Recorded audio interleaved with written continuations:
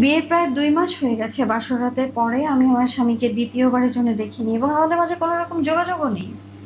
নিজের প্রিয় বান্ধবীর এমন জটিল স্বীকারোক্তি পেয়ে স্তব্ধ হয়ে গেল আশা। তোর শ্বশুর শাশুড়ি এই নিয়ে কিছু বলেনি? কি বলবে?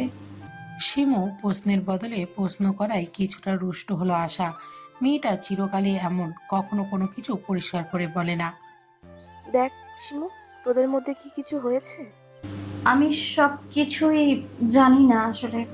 আশা, লোকটাকে আমি বিয়ের আগে মাত্র একবারই দেখতে পেয়েছিলাম। তুই তো জানিস ঘরোয়াভাবে আমাদের বিয়েটা সম্পন্ন হয়। আমরা একে অপরকে যেখানে ভালো করে চিনতাম না সেখানে ঝামেলা কেমন করে হবে বলতো? তুই আঙ্কেল আন্টিকে এই ব্যাপারে কিছু বলিসনি?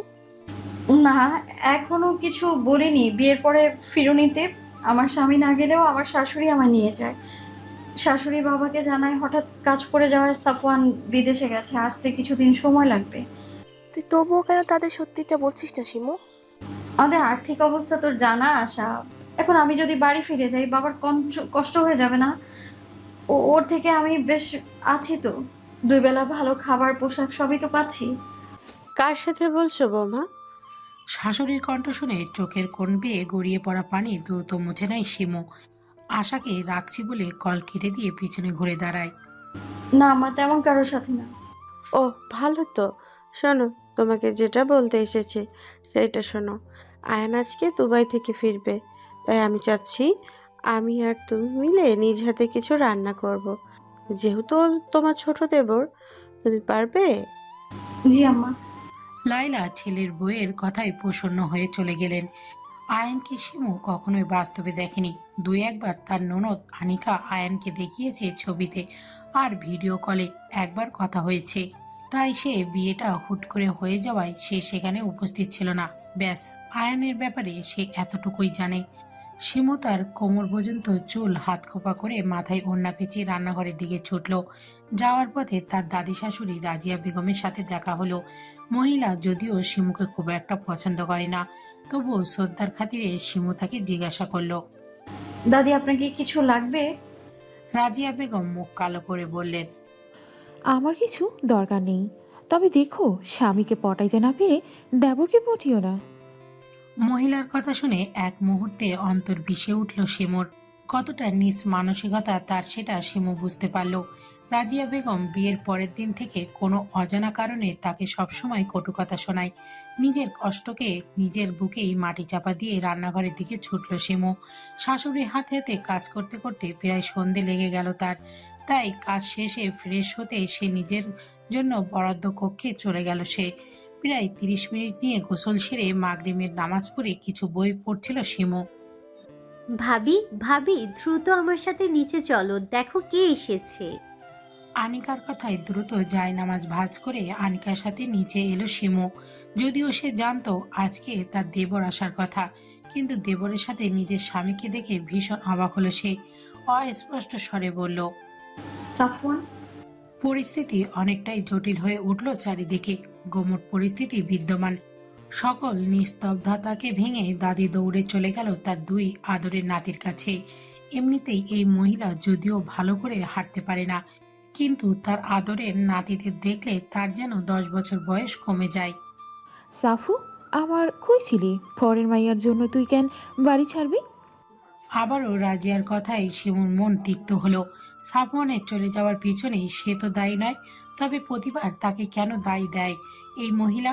শিমুর শ্বশুর শান্ত দৃষ্টিতে 2 ছেলের দিকে কিছুক্ষণ তাকিয়ে থেকে বললেন, তোমরা ফ্রেশ হয়ে খেয়ে নাও, আমি কাল সকাল 10টায় তোমাদের সাথে কথা বলবো। শিমুর শ্বশুর আলতাফ শান্ত মস্তিষ্কের একজন ব্যক্তি, তাই তিনি এই জটিল পরিস্থিতি সামাল দেবার জন্যই কিছুটা সময় নিলেন। আলতাফ তার কথা শেষ করে নিজের কক্ষে চলে গেলেন। লাইলা বেগম বুঝতে পারলেন তার স্বামী তার ছেলের প্রতি ভীষণ রাগান্বিত, কিন্তু সাফওয়ান ক্লান্ত থাকায় কিছুই বললেন না। তার ছেলে যতই অপরাধ করুক না কেন, শিমুর নিজেকে এখানে বড্ড বেমানান লাগছে। তার তথাকথিত স্বামী তার দিকে এক পর্যায়ে একেবারের জন্য তাকায়নি। আয়ান শিমুর অস্বস্তির কিছুটা আন্দাজ করে। ভাবি, আপনি দূরে কেন দাঁড়িয়ে আছেন? ভাইয়ের সাথে এসে দাঁড়ান। যদিও আয়ান শিমুর অস্বস্তির কমানোর জন্য বলেছিল, কিন্তু শিমুর কাছে অস্বস্তি কমার বদলে আরেক গুণ বেড়ে গেল। রাজিয়া বেগম শিমুর দিকে মুখ বাঁকিয়ে বলল, ও যে মেয়ে স্বামীর কদরই তো বোঝে না, ও কি কইরা স্বামীরে দরদ করব? লাইলা শাশুড়ির প্রতি ক্ষিপ্ত কণ্ঠে বললেন, আপনার নাতি সেই রকম কদর দেবার স্বামী না। অন্যের মেয়ের জন্য নিজের ছেলের কথা শুননই না। না লাইলা, আপনিও নিজের নাতির দোষ ঢাকতে আসবেন না। আয়ান তোর ভাইকে নিয়ে ঘরে যা। আয়ান সাফওয়ানকে নিয়ে ঘরে চলে গেল। শিমু দেখল তার পাথরের মতো স্বামী তার পাশ কাটিয়ে চলে যাওয়া। কথা বলা তো দূর, একবার নিজের বিবাহিত স্ত্রীর দিকে তাকালো না পর্যন্ত। শিমুর চোখে কোন বেয়ে কয়েক ফোঁটা জল গড়িয়ে পড়ল। নিজের জন্য বরাত্মকৃত রুমে চলে গেল। সে তার স্বামীর কক্ষে থাকে না, ইচ্ছা করেই থাকে না। যে মানুষটার প্রতি তার কোনো অধিকার নেই, তার ঘরের প্রতি অধিকার দেখিয়ে কী লাভ। শিমু খাবারগুলো টেবিলে গুছিয়ে রেখে নিজের রুমে চলে গেল। নিজের ঘরে এসে দরজাটা বন্ধ করে আয়নার সামনে দাঁড়ালো নিজের কমতে খুঁজতে। মাথার খোপা খুলে দিতেই কালো কেশগুলো পুরো পিঠ জুড়ে ছড়িয়ে পড়ল। আয়নার সামনে দাঁড়িয়ে থেকে শিমু নিজেকেই প্রশ্ন করলো, কি লাভ এই রূপগুণ দিয়ে, যে রূপে আর গুণের স্বামীকে মুগ্ধ করতে পারলাম না? নিজের সাথে কথা বলতে বলতেই শিমু হাঁটু মুড়ে বসে পড়ল মেঝেতে। চোখ দুটোতে অশ্রুর কণা ঝর্ণা শুরু হলো। বরফ যেমন পানির ফোঁটা আকারে ভূপৃষ্ঠে পানির ফোঁটার আকারে পতিত হয়ে বৃষ্টিপাতের সৃষ্টি করে, তেমনি শিমুর বুকে যেমন অভিমানগুলো সব পানির ফোঁটার আকারে চোখ দিয়ে গড়িয়ে পড়ছে। সাফওয়ান দীর্ঘ সময় শেষে শাওয়ার নিয়ে ফ্রেশ হয়ে বের হলো। বের হতেই বিছানায় বসে থাকা বোনের দিকে নজর পড়ল। আনিকা ভাইয়ের উদ্দেশ্যে চেঁচিয়ে বলল, ভাইয়া তুমি আসবে বললে না যে? সারপ্রাইজ দিলাম। নিজের কথা শেষ করে টাওয়াল দিয়ে চুল মুছতে শুরু করলো।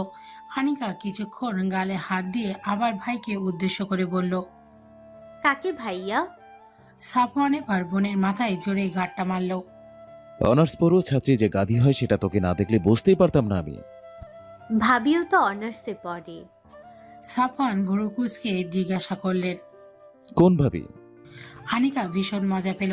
সেও অনুরূপভাবে ভাইয়ের মাথায় গাঁটটা মেরে বলল, অফিসের বস যে এত বোকা হয় সেটা তো তোমাকে না দেখলে জানতেই পারতাম না। তুমি এত বড় গাধা যে নিজের বউ কোন ইয়ারে পড়ে সেটাই জানো না। নিজের বাক্য সম্পন্ন করে আনিকা দ্রুত ভাইয়ের কক্ষ ত্যাগ করলো। সাফওয়ান এবার হাতের টাওয়ালটা নামিয়ে টি টেবিলের উপর রাখলো। মনে মনে কিছু একটা ভেবে মুচকে হাসি দিল একবার। একটা দীর্ঘ রাত কেটে গিয়ে নতুন একটি সকাল হলো। সেই সকাল কারোর জন্য সুখ আনন্দ বয়ে আনে, আবার কারোর জন্য আনে বিষাদ আর মর্ম পীড়া। সকালে উঠিয়ে নির্দিষ্ট সময়ে সালাত আদায় করে নিজের কাজে লেগে পড়লেন শিমু। সঙ্গে বাড়ির কাজের বুয়া রহিমা খালা আর শাশুড়ি লায়লা বেগমও আছেন। লাহিলা আর রাহিমা গল্পে মশগুল হয়ে আছে। শিমু টুকটাক তাদের কথা শুনছে আর কাজ করছে। হঠাৎ অপ্রত্যাশিতভাবে রান্নাঘরে আগমন হয় রাজিয়া বেগমে। শিমু এই বাড়িতে বউ হয়ে আসার পরে রান্নাঘরে এই মহিলাকে বলতে গেলে আসতেই দেখেনি। কারণ শিমু যতটুকু জানে রাজিয়া বেগমের আগুনের তাপ মোটেও সহ্য করতে পারে না, তার নাকি মাথা ব্যথা করে। শিমুর অবাক হওয়া দেখে রাজিয়া বেগম শিমুর দিকে মুখ বাঁকালেন। এই মেয়েকে তার শুরু থেকেই পছন্দ না। কত ইচ্ছা ছিল নাতির জন্য নিজের পছন্দ মতো স্মার্ট একটা মেয়েকে নাতি বউ করে আনবে, কিন্তু এই মেয়ে তার উল্টো ধার্মিক এবং সাদামাটা প্রকৃতির একটা মেয়ে। রাজিয়া বেগম শিমুকে ঠেলে সরিয়ে দেখলো কি কি রান্না হচ্ছে। মোটামুটি 4-5 পদ তৈরি হয়েছে, তবুও সে প্রসন্ন হল না। লায়লা, আরো দু একবার পদ করা তো। আমার নাতিদের এই কটা পদ দিয়ে কি আর খাওয়া হবে? শিমুও যদিও কিছু মুখে বলতে পারল না। মনে মনে সে ভীষণ ক্ষুব্ধ হলো। মুখে বলা খুবই সহজ, কিন্তু রান্না ঠিক করা ততটাই কষ্টকর। মনে হয় না মা ছেলেরা সকালে এত খাবার খাবে। ছেলের বইয়ের কথায় রাজিয়া বেগম মুখ কালো করে রান্নাঘর থেকে বের হয়ে গেলেন। মনে মনে ভাবলেন নিজের ছেলেকে তো হাত করতে পারলেন না, কিন্তু নিজের নাতিকে হাত করে ঠিকই এদের শায়েস্তা করবেন। খাবার টেবিলে সব খাবার গুছিয়ে রাখছিল শিমু আর রহিমা। লায়লা বেগম রুমে গেছেন ফ্রেশ হতে। এরই মাঝে বাড়ির সবাই এক একে খাবার টেবিলে এসে বসতে শুরু করলো। আনিকা চোখ ডলতে ডলতে খাবার টেবিলে এসে বসলো, কিন্তু খাবারের দিকে তাকাতেই তার চোখের থেকে সমস্ত ঘুম উড়ে গেল। ভীষণ খুশি হয়ে খাবারে হাত দিতে যাবে, অমনি আয়ান এসে বোনের হাতে চাটি মারল। আয়ানের এহেন কাজে প্রচন্ড বিরক্ত হলো আনিকা। তুই দেখিস তোর বউকে আমি কোনো বেলায় শান্তিতে খেতে দিব না। আমার বউ কি তোরটা খাবে নাকি আমারটা? আমি কি তোরটা খাই না বাবারটা? যারটাই খাস মুটিয়ে যাচ্ছিস দেখছিস না? আমি মুটিয়ে যাচ্ছি এত বড় কথা বলতে পারলি তুই? এই থামবি তোরা? বাবার কণ্ঠ পেয়ে দুই ভাই বোন একেবারে চুপ হয়ে গেল, কিন্তু একে অপরের চোখ দিয়ে শাসাতে মোটেও ভুলল না। শিমু এদের দুই ভাই বোনের দুষ্টু মিষ্টির ঝগড়া দেখে নিজের বোনেদের কথা চিন্তা করলো। শিমুরা 4 বোন। শিমু বড় বোন, বিয়ে হয়েছে 5 বছর আগে। অভাবের সংসার হয় তার বাবা খুব দ্রুতই তার বড় বোনকে বিয়ে দিয়ে দেন। আর তার ছোট দুজন যমজ আছে, যাদেরকে জন্ম দিতে গিয়ে তার মা পৃথিবীর মায়া ত্যাগ করে চলে যান। শিমু অনুভব করলো ওর নিজের বোনেদের কথা মনে পড়ছে। এই মেয়ে, দাঁড়িয়ে না থেকে আমাদের খেতে দিবে তো নাকি নাকি না খেয়ে বসে থাকতে হবে? রাজিয়া বেগমের কথায় হুঁশ ফিরল শিমুর। ইতিমধ্যে শাশুড়ি বাদে টেবিলে সবাই উপস্থিত। শিমু একা একে সবার প্লেটে খাবার বাড়ছিল। নিজের স্বামীর প্লেটে বাড়তে গিয়ে হাত থেমে গেল। অদৃশ্য জড়তা তাকে আঁকড়ে ধরল। সাফওয়ান শিমুর হাতের দিকে তাকিয়ে রইল কিছুক্ষণ, কিন্তু মুখে টু শব্দটিও করল না। রাজিয়া বেগম বিরক্তি হলেন ভীষণ। শিমুর হাত থেকে খাবারের চামচ কেড়ে নিয়ে নিজেই বেড়ে দিল প্রাণপ্রিয় নাতিকে। প্রথমবার রাজিয়ার কাজটাকে মনে মনে ভালো লাগলো শিমুর। সিমু, তোমায় খাবার সার্ভ করতে হবে না, তুমিও আমাদের সঙ্গেই বসো। আব্বু আম্মা আসুক, আমরা একসাথেই খেতে বসবো। আলতাপার কিছু বললেন না। নিজের খাওয়া শেষ করে দুই ছেলেকে তার কক্ষে যেতে বলে নিজের কক্ষে প্রস্থান করলেন। শিমু নিজের কক্ষে বসেছিল। প্রয়োজন ছাড়া সে খুব একটা নিজের কক্ষের বাইরে যায় না। আসবো ভাবি? শিমু দরজার দিকে তাকিয়ে দেখলো আনিকা এসেছে। মেয়েটা খুবই মিষ্টি স্বভাবের, ব্যবহারও খুব সুন্দর। এই যে এই বাড়িতে আসার পর মেয়েটা তাকে যতবার ডাক দেয় ততবারই তার মধ্যে ভালো লাগা কাজ করে। মেয়েটা তার 1 বছরের জুনিয়র, কিন্তু ভালোবাসা আর সম্মান এই মেয়েটার থেকেই সবচেয়ে বেশি পেয়েছে সে। আসো না, আমার ঘরে আসতে তোমার কোনো অনুমতি নিতে হবে না। তবুও ভাবি, অনুমতি ব্যতীত কারোর রুমে আসা ঠিক না। ওকে ওকে, তোমার যেটা ভালো লাগে তুমি সেটাই করবে। আনিকা শিমুর পাশে গিয়ে বসলো। জানো ভাবি, এই বাড়িতে তুমি আসার আগে আমার কোনো গল্প করার মানুষ ছিল না, কিন্তু তুমি আসার পরে আমি আমার মনের কথাগুলো কোনো সংকোচ ছাড়াই বলতে পারি। তো গল্প বুড়ি, আজকে কি নিয়ে গল্প করবেন না আপনি? সাফওয়ান ভাইয়াকে নিয়ে শুনবে তুমি। শিমুর হাসি মাখা মুখটা এক মুহূর্তেই মলিন হয়ে গেল। এই লোকটা তার মনের কোণে শুধু ঘৃণায় সৃষ্টি করেছে। তার জানা মতে কোনো আদর্শবান পুরুষে বিয়ে করে বউকে একা ফেলে চলে যাবে না। এর ফলে সেই মেয়েটাকে কতটা কষ্ট পোহাতে হয় সেটা শুধু সেই জানে। শিমুর থেকে কোনো উত্তর না পেয়ে আনিকা বুঝতে পারল সে ভুল জায়গায় ভুল কথা বলে ফেলেছে। যেটা করা তার মোটেও ঠিক হয়নি। তাই সে নিজের কথাকে অন্যদিকে ঘোরালো। সাফওয়ান ডাইনিং রুমে সোফায় কোলের উপর ল্যাপটপ নিয়ে বসেছিল। লায়লা নিজের ছেলের পাশে গিয়ে বসলেন। সে সাফওয়ানকে এখনো বুঝতে পারে না। চেনা ছেলেটা কেমন অচেনা হয়ে গেছে। সকালে আলতাফ নিজের ছেলেদের সাথে প্রায় 2 ঘন্টা কথা বলেছেন। কি বলেছেন তার কিছুই লায়লা জানে না। তবে যতটুকু জানে তার ছেলে একটা মেয়ের প্রতি অন্যায় করেছে। মেয়েটাকে নিজে পছন্দ করে নিজের ছেলের বউ করেছিল সে। কত আশা নিয়ে মেয়েটাকে নিয়ে এসেছিল এই বাড়িতে, কিন্তু কি পাচ্ছে মেয়েটা? মাকে লক্ষ্য করে নিজের কোলে থাকা ল্যাপটপটা বন্ধ করলো সাফওয়ান। মা কি নিয়ে কথা বলবে সাফওয়ান তার কিছুটা আন্দাজ করতে পারল। কোনো কিছু না বলেই মায়ের কোলে টান টান করে শুয়ে পড়ল। ছেলের আচমকা কোলে শুয়ে পড়ার কিছুটা বিস্ময় হলো লায়লা। কিছু বলতেই যাবেন তার মাঝেই সাফওয়ান মায়ের কাছে একটা আবদার করলো। মা, একটু আমার মাথায় হাত বুলিয়ে দাও না। ছেলের আবদার লায়লা বেগম ফেলতে পারলেন না। কিছুক্ষণ পিনপতন নীরবতা চলল মা ছেলের মাঝে। নীরবতা ভেঙে সাফওয়ান বলতে শুরু করলো। মা, আমি দুঃখিত। নিজের ভালো মন্দ এখনো আমি বুঝতে পারিনি। নিজের তাড়াহুড়োয় নেওয়া ভুল সিদ্ধান্তকে সবসময় সঠিক মনে করেছি। নিজের মায়ের কথা অবজ্ঞা ও স্ত্রীকে অবহেলা করেছি। মা, আমি বুঝতে পেরেছি আমার করা চরম অন্যায়। নিজের কথা শেষ করে সাফওয়ান একটা দীর্ঘশ্বাস নিল। মা, তুমি বলতে না আয়নের বিবেক বুদ্ধি কম, কিন্তু জানো মা, আয়ন খুবই বুদ্ধিমান একটা ছেলে। ও না বোঝালে আমি আমার চরম বোকামিটা করেই যেতাম। মা, আমি তোমাকে কথা দিচ্ছি, এরপর থেকে আমি আর কোনো বোকামি করব না, প্রমিস। দেরি করে হলেও যে ছেলেটা সঠিকটা বুঝতে পেরেছে তার জন্য লায়লা বেগম প্রচন্ড খুশি হলেন। আমারও কিছুটা ভুল আছে। আমারও উচিত হয়নি তোমাকে বিয়ের জন্য ফোর্স করা, কিন্তু আমিও নিরুপায়। নিজের ছেলের ভালোর জন্য আমি স্বার্থপর হয়েছিলাম। বাবা, অতীত সবারই থাকে, কারো ভালো কারো আবার খারাপ। আমি চাই তুমি তোমার এই পুরনো জরাজীর্ণ জীবন থেকে পেছনে ফেলে বর্তমান জীবনকে সুন্দর করে তোলো। ভাইয়া, এটা কিন্তু ঠিক না। তুমি বউয়ের কোল ও দখল করবে, আবার মায়ের কোলও দখল করবে, আর আমি এগুলা তাকিয়ে তাকিয়ে দেখবো? আমার নয় বউয়ের আদরের বয়স হয়নি, কিন্তু মায়ের আদরের বয়স তো আছে, তাই নয় কি? আয়ানের কথা শুনে সাফওয়ান মায়ের কোল থেকে উঠে আয়ানের কান ধরল। তোর এই ঠোঁটকাটা স্বভাব কবে যাবে বলতো?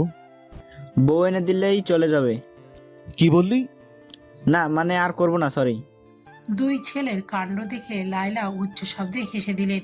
কে বলবে এরা বড় হয়েছে? জীবন বড্ড ভয়ঙ্কর, নাটকের চেয়েও নাটকীয়, ভাবনার চেয়েও অভাবনীয়।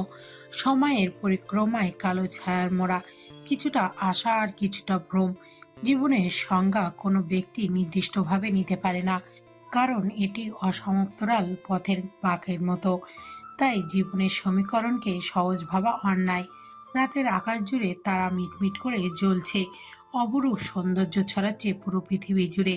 ছাদে দাঁড়িয়ে থাকা এক তরুণী নিজের ছোট্ট জীবনের জটিল সব সমীকরণ মেলাতে ব্যস্ত, কিন্তু বেলা শেষে সে হতাশ। রাতের শীতল পরিবেশ অনুভব করার জন্য সাফওয়ান আর আয়ান ছাদে এসেছিল।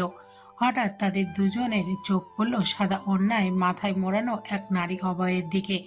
আয়ানকে হতে পারে বুঝতে পেরে নিঃশব্দে ছাদ থেকে প্রস্থান করে। ভাইয়ের উপস্থিতি বুদ্ধি দেখে সাফওয়ান মনে মনে খুশি হয়। এবার পূর্ণ দৃষ্টি দেয় সামনে থাকা নারী অবয়বের দিকে। সেই নারী নিজের ভাবনা নিয়ে এতই বেশি বিভোর যে ছাদে সে ব্যতীত যে অন্য কেউ উপস্থিত আছে সে সম্পর্কে তার কোনো ধারণা নেই। সাফওয়ান তার অর্ধাঙ্গিনীর দিকে কিছুক্ষণ তাকিয়ে রইল, অতঃপর মনের সব সংকোচ ভুলে প্রশ্ন করল। এত রাতে ছাদে একা কি করছেন? শিমু প্রথমে পুরুষালী কণ্ঠ পেয়ে কিছুটা ভরকে গেল।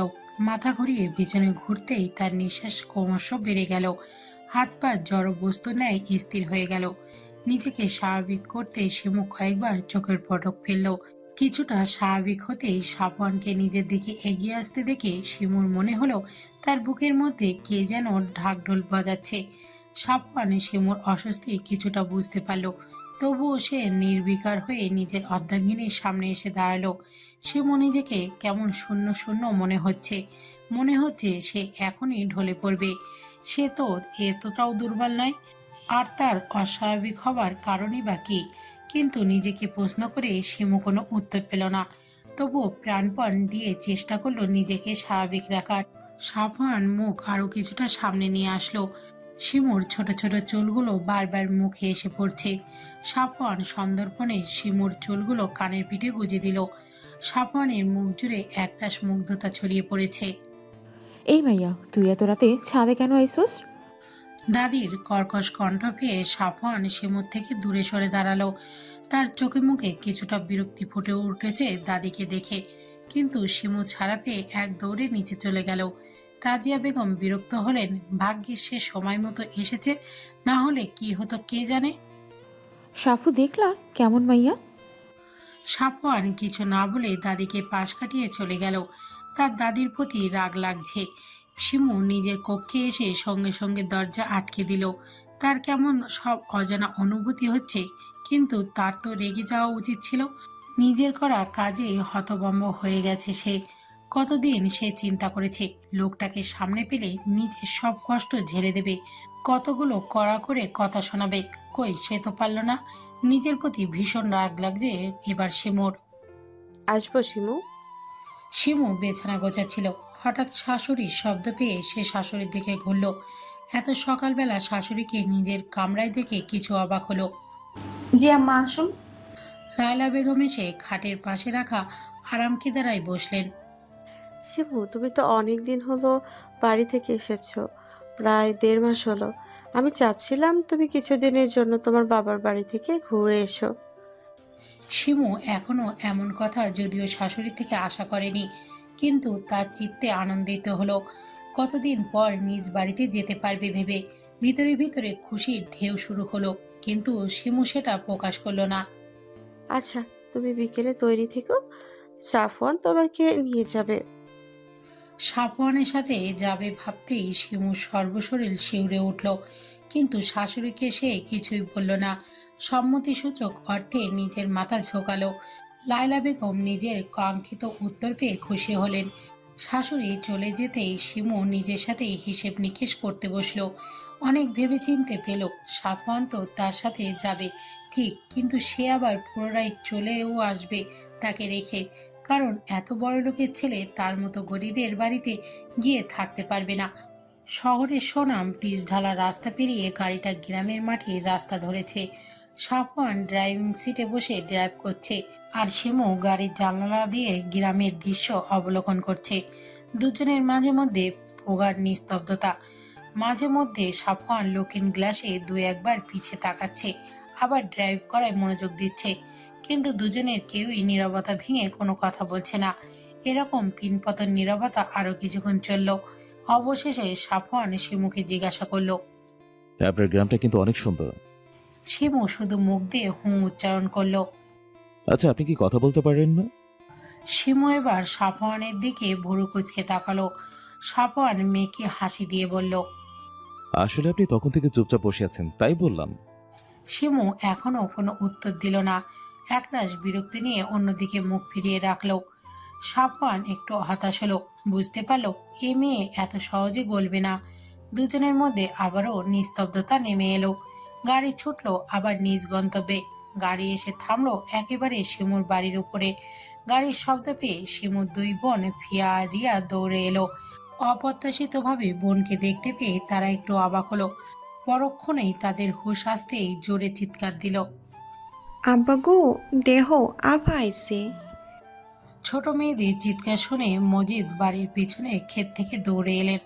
তার শরীরে কাদামাটি দিয়ে মাখামাখি। মেয়ে ও মেয়ে জামাইকে দেখে ভীষণ খুশি হলেন। দ্রুত এগিয়ে গিয়ে মেয়ের জামাইয়ের হাত থেকে জিনিসগুলো নিজের হাতে নিলেন। ফিয়া আর রিয়া বোনকে গিয়ে জড়িয়ে ধরল। সাফওয়ানকে ঘরে নিয়ে কেদারা পেতে বসতে দিলেন মজিদ। মুহূর্তেই তিনি অস্থির হয়ে গেলেন, কি করবেন না করবেন এই ভেবে। সাফওয়ান শ্বশুরকে এত অস্থির হতে নিষেধ করলো।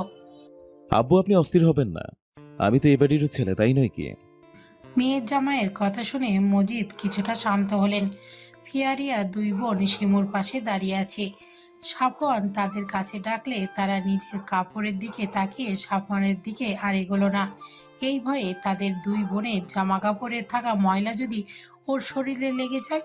সাফওয়ান তাদের জড়তা দেখে মুচকি হাসে। মনে মনে ভাবল একদম বোনের মতো স্বভাবেদের। নিজেই উঠে এগিয়ে গেল তাদের দিকে। দুই হাত এগিয়ে তাদের কাছে নিয়ে এসে আদর করলো। নিজের কাছ থেকে দুটো চকলেট বের করে তাদের হাতে দিল। ব্যাস, তাদের সকল ভয় শেষ। বোন জামাইয়ের উপর খুশি হয়ে দুটি চুমু এঁকে দিল তার গালে। শিমু সাফওয়ানের কাজে মুগ্ধ না হয়ে পারল না। ছেলেটাকে সে হয়তো যতটা খারাপ ভাবে, সে হয়তো ততটা খারাপ না। রাজিয়া বেগম রাগে ক্ষোভে চোখ মুখ লাল করে বসে আছে। তিনি ভাবতেও পারছেন না তার নাতি ওই মেয়েটার সাথে ওই গ্রামের বাড়িতে আছে। দাদিকে এমন মুখ ফুলিয়ে বসে থাকতে দেখে আয়ান দাদির কাছে গিয়ে বসে। আয়ান এতটুকু বুঝতে পেরেছে দাদি কোনো কারণে ভীষণ রাগান্বিত। আয়ান দাদির পানের বাটা বের করে দাদিকে এক টুকরো পান বানিয়ে দিয়ে দাদির হাতে দিল। ওহো সুন্দরী আমার, নাও পানটা খেয়ে নাও। তোর পান তুই খা, আমি খাবো না। দাদি বুঝলো কিন্তু। দাদি আয়ানের হাত থেকে পান কেড়ে নিয়ে চিপুতে শুরু করলেন। পান খাবার স্বভাব তার ততটা নেই, কিন্তু রাগ উঠলে সে পান খায় রাগ কমানোর জন্য। রাজিয়া বেগম মনে মনে ভাবলেন, এমন করে যদি শিমুকে দাঁতের গোড়ায় সে পিষতে পারতেন তবে তার আত্মা ঠান্ডা হতো। শিমুদের বাড়ি থেকে কিছুটা সামনে এগোলে কালীগঙ্গা নদী। নদী থেকে সূর্যাস্ত এক অপরূপ সৌন্দর্য বহন করে। সাফওয়ান মুগ্ধ দৃষ্টিতে কিছুক্ষণ সেই সূর্যাস্ত দেখল। ফিয়া আর রিয়া দুই বোন দুলাভাইয়ের হাত ধরে তারা উপভোগ করছে। সাফওয়ানের মনে হলো শহর থেকে গ্রাম অনেক সুন্দর।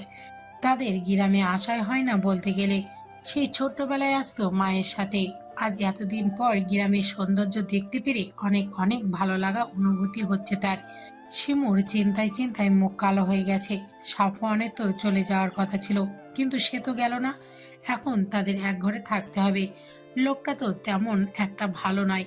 যদি তার কাছে আসতে চায় তবে সে কি করবে? সে কি চেঁচাবে? না, এটা করা যাবে না। নিজের সাথে বোঝাপড়া করে কোনো উত্তর পেল না শিমু, তাই হতাশ হয়ে বসে রইল। ইতিমধ্যেই শ্বশুরের সাথে কথা শেষ করে বইয়ের ঘরে ঢুকলো সাফওয়ান। ভিতরে এসেই নজর পড়ল এক ভাবুক রমণীর দিকে। সে সর্বদাই নিজের ভাবনায় ডুবে থাকে। ভাগ্যিস মা তাকে এই বাড়িতে আসার বুদ্ধিটা দিল, না হলে এই বইয়ের এত কাছাকাছি আসা যেত না। সাফওয়ান গলা খাকারি দিল। সাফওয়ানের শব্দ পেয়ে শিমু সটানভাবে দাঁড়িয়ে গেল। সাফওয়ানের শিমুর কাণ্ড দেখে মুচকি মুচকি হাসছে। শিমু সেটা খেয়াল করে আরো অস্বস্তিতে পড়ে গেল। মনে মনে সিদ্ধান্ত নিল কাছে আসতে চাইলে কড়াকড়ি কিছু কথা শুনিয়ে দেবে। আপনি কি কিছু নিয়ে চিন্তিত? শিমুর সাথে সাথে কথা নাকচ করে বলল, না না, আমি চিন্তিত নই। আপনি কাছে আসতে চাইলে কি আমি আসতে দিব না নাকি? নিজের কথা শেষ করে শিমু ঠোঁট কামড়ে ধরল। মনে মনে ভাবলো এটা কি বলে ফেললো সে। সাফওয়ানের মুখের হাসিটা আরো চওড়া করে বলল, ও, তার মানে কি আমি কাছে আসব? শিমু ভীষণ অস্বস্তি নিয়ে দাঁড়িয়ে রইল। অতিরিক্ত চিন্তায় তার সব গুলিয়ে যাচ্ছে, তাই সে আর লজ্জার কোনো কথাই বলতে পারল না। চুপ করে দাঁড়িয়ে রইল। সাফওয়ান গিয়ে বিছানায় বসলো। পুরো ঘরে একটা খাট, একটা পড়ার টেবিল আর একটা টিনের বাক্স ব্যতীত কিছুই নেই। শিমু এখনো একইভাবে দাঁড়িয়ে আছে। আপনি কি ঘুমাবেন না, নাকি না ঘুমিয়ে রাত পার করে দেবার ইচ্ছে আছে? সত্যি বলতে আমার আপনার পাশে শুতে অস্বস্তি বোধ হচ্ছে। শিমুর অকপটে উত্তর। আপনি নিশ্চিন্ত থাকতে পারেন, আপনার অনুমতি ব্যতীত আমি কখন আপনাকে স্পর্শ করব না। শিমু তবুও পুরোপুরি শান্ত হলো না। সাফওয়ান শিমুর অস্বস্তি বুঝতে পেরে বিছানার দিকে একবার তাকালো। বিছানায় একটা কাঁথা আর দুইটা বালিশ। সাফওয়ান বিছানার মাঝ বরাবর কাঁথা ভাঁজ করে লম্বা করে বিছিয়ে বিছানা দুভাগ করলো। আপনি একপাশে থাকবেন, আমি একপাশে থাকবো। আশা করছি আপনার কোনো অস্বস্তি হবে না। অতঃপর সাফওয়ান নিজের পাশে গিয়ে শুয়ে পড়ল। শিমু কিছুক্ষণ তাকিয়ে থেকে সেও নিজের পাশে এক কোণে গিয়ে শুয়ে পড়ল।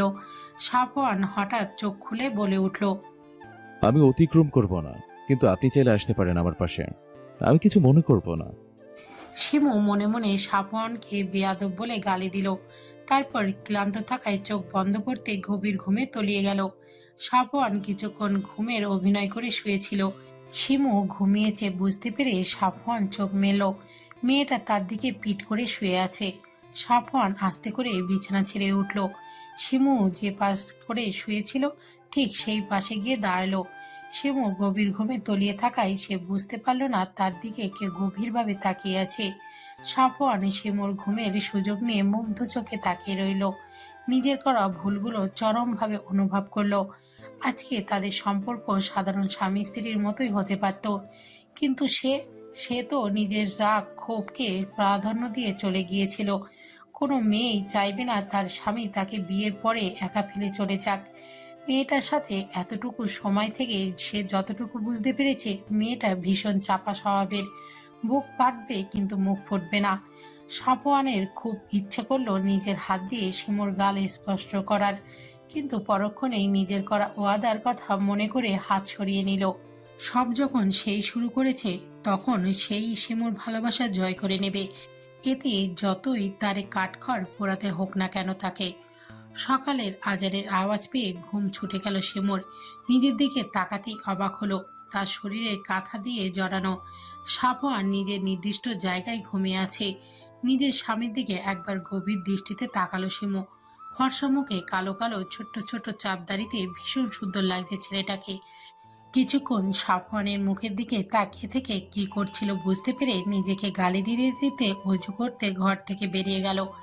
টিনের ফাঁক দিয়ে রোদের আলো এসে পড়ছিল সাফওয়ানের উপর।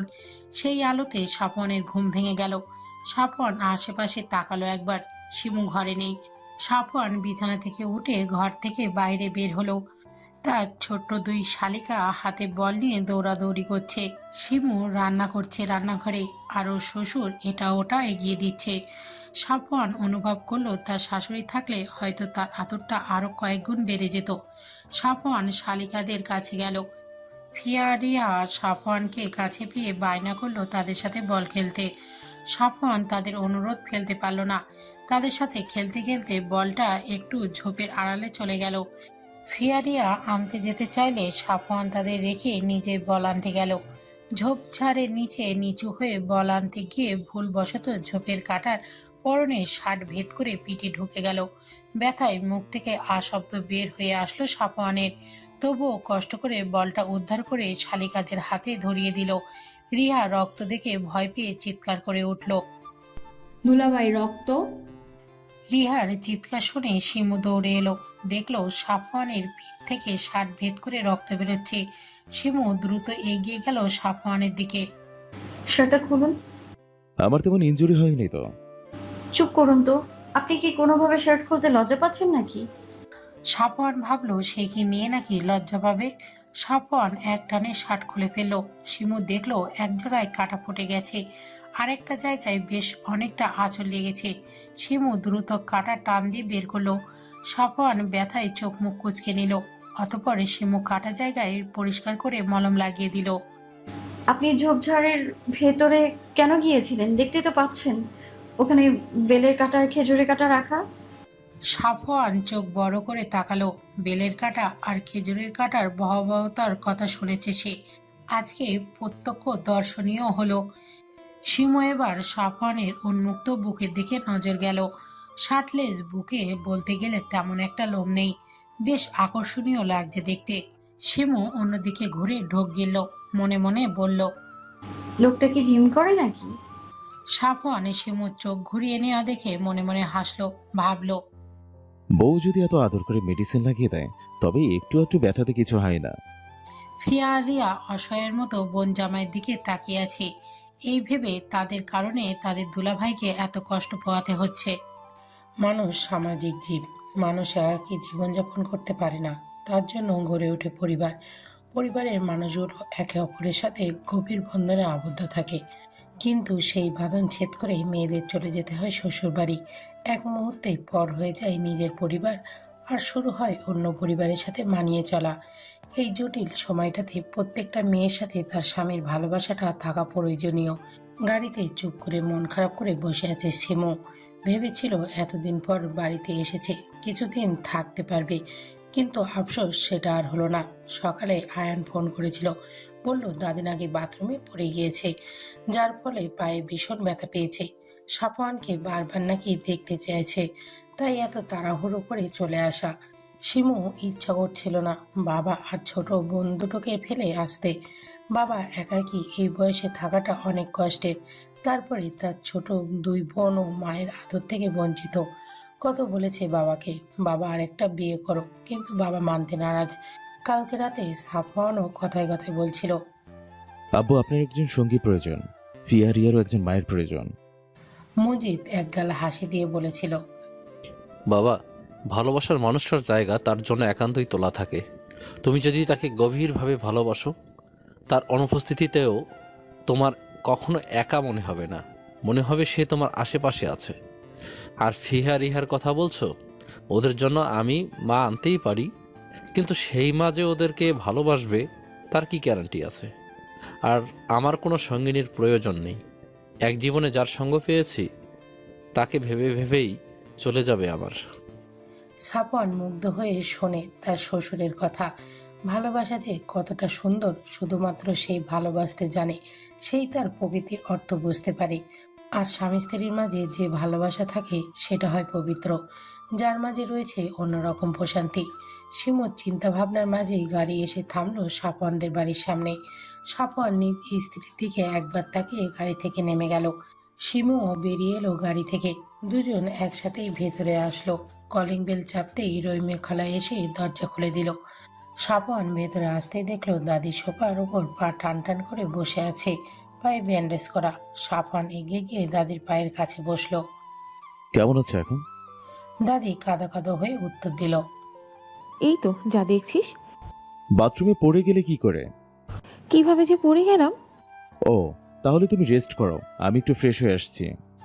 শিমু গুটিসুটি মেরে এক কোণে দাঁড়িয়েছিল। মনে মনে ভাবলো মহিলাটা যতই খারাপ হোক, ব্যথা যেহেতু পেয়েছে তার একবার জিজ্ঞাসা করা উচিত। শিমু কাছে গিয়ে দাদি বলে ডাক দিল একবার। রাজিয়া বেগম অন্যদিকে মুখ ঘুরিয়ে নিলেন, যেন সবকিছুর জন্য শিমু দায়ী। শিমু কিছুটা অপমান বোধ করলো। আর কিছু না বলে নিজের ঘরে ফ্রেশ হতে যাবে, অমনি শাশুড়ির কথা থেকে যেন ছুটে আসলো। শিমু, ওইদিকে কই যাচ্ছ? জি আম্মা, ফ্রেশ হতে যাচ্ছি। ওইদিকে না, তুমি সাফওয়ানের ঘরে যাও। আমি তোমার সবকিছুই ঘরে রেখে এসেছি। কিন্তু আম্মা, আমি আশা রাখছি তুমি আমার ওপরে কোনো কথা বলবে না। দাদি মুখ বাঁকিয়ে ব্যঙ্গ করে বলল।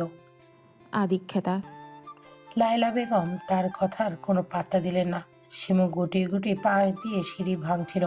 সাফওয়ানের কক্ষের দরজার সামনে গেল। দরজা খোলাই আছে, তবুও শিমু দরজায় খটখট আওয়াজ করলো। সাফওয়ান ভেতর থেকে আওয়াজ দিয়ে বলল। ভেতরে আসো। শিমু জানে এটা তাকে উদ্দেশ্য করে বলা হয়নি, তবুও সে ভিতরে গেল। সাফওয়ান বাথরুমে আছে, সেখান থেকে পানির শব্দ হয়ে আসছে। শিমু পুরো ঘরে চোখ বোলালো, অতঃপর তার নজর পড়ল ঘরে এক কোণে রাখা লাগেজগুলোর দিকে। সেখানে লায়লা তার পোশাক জিনিসপত্র রেখে গেছে।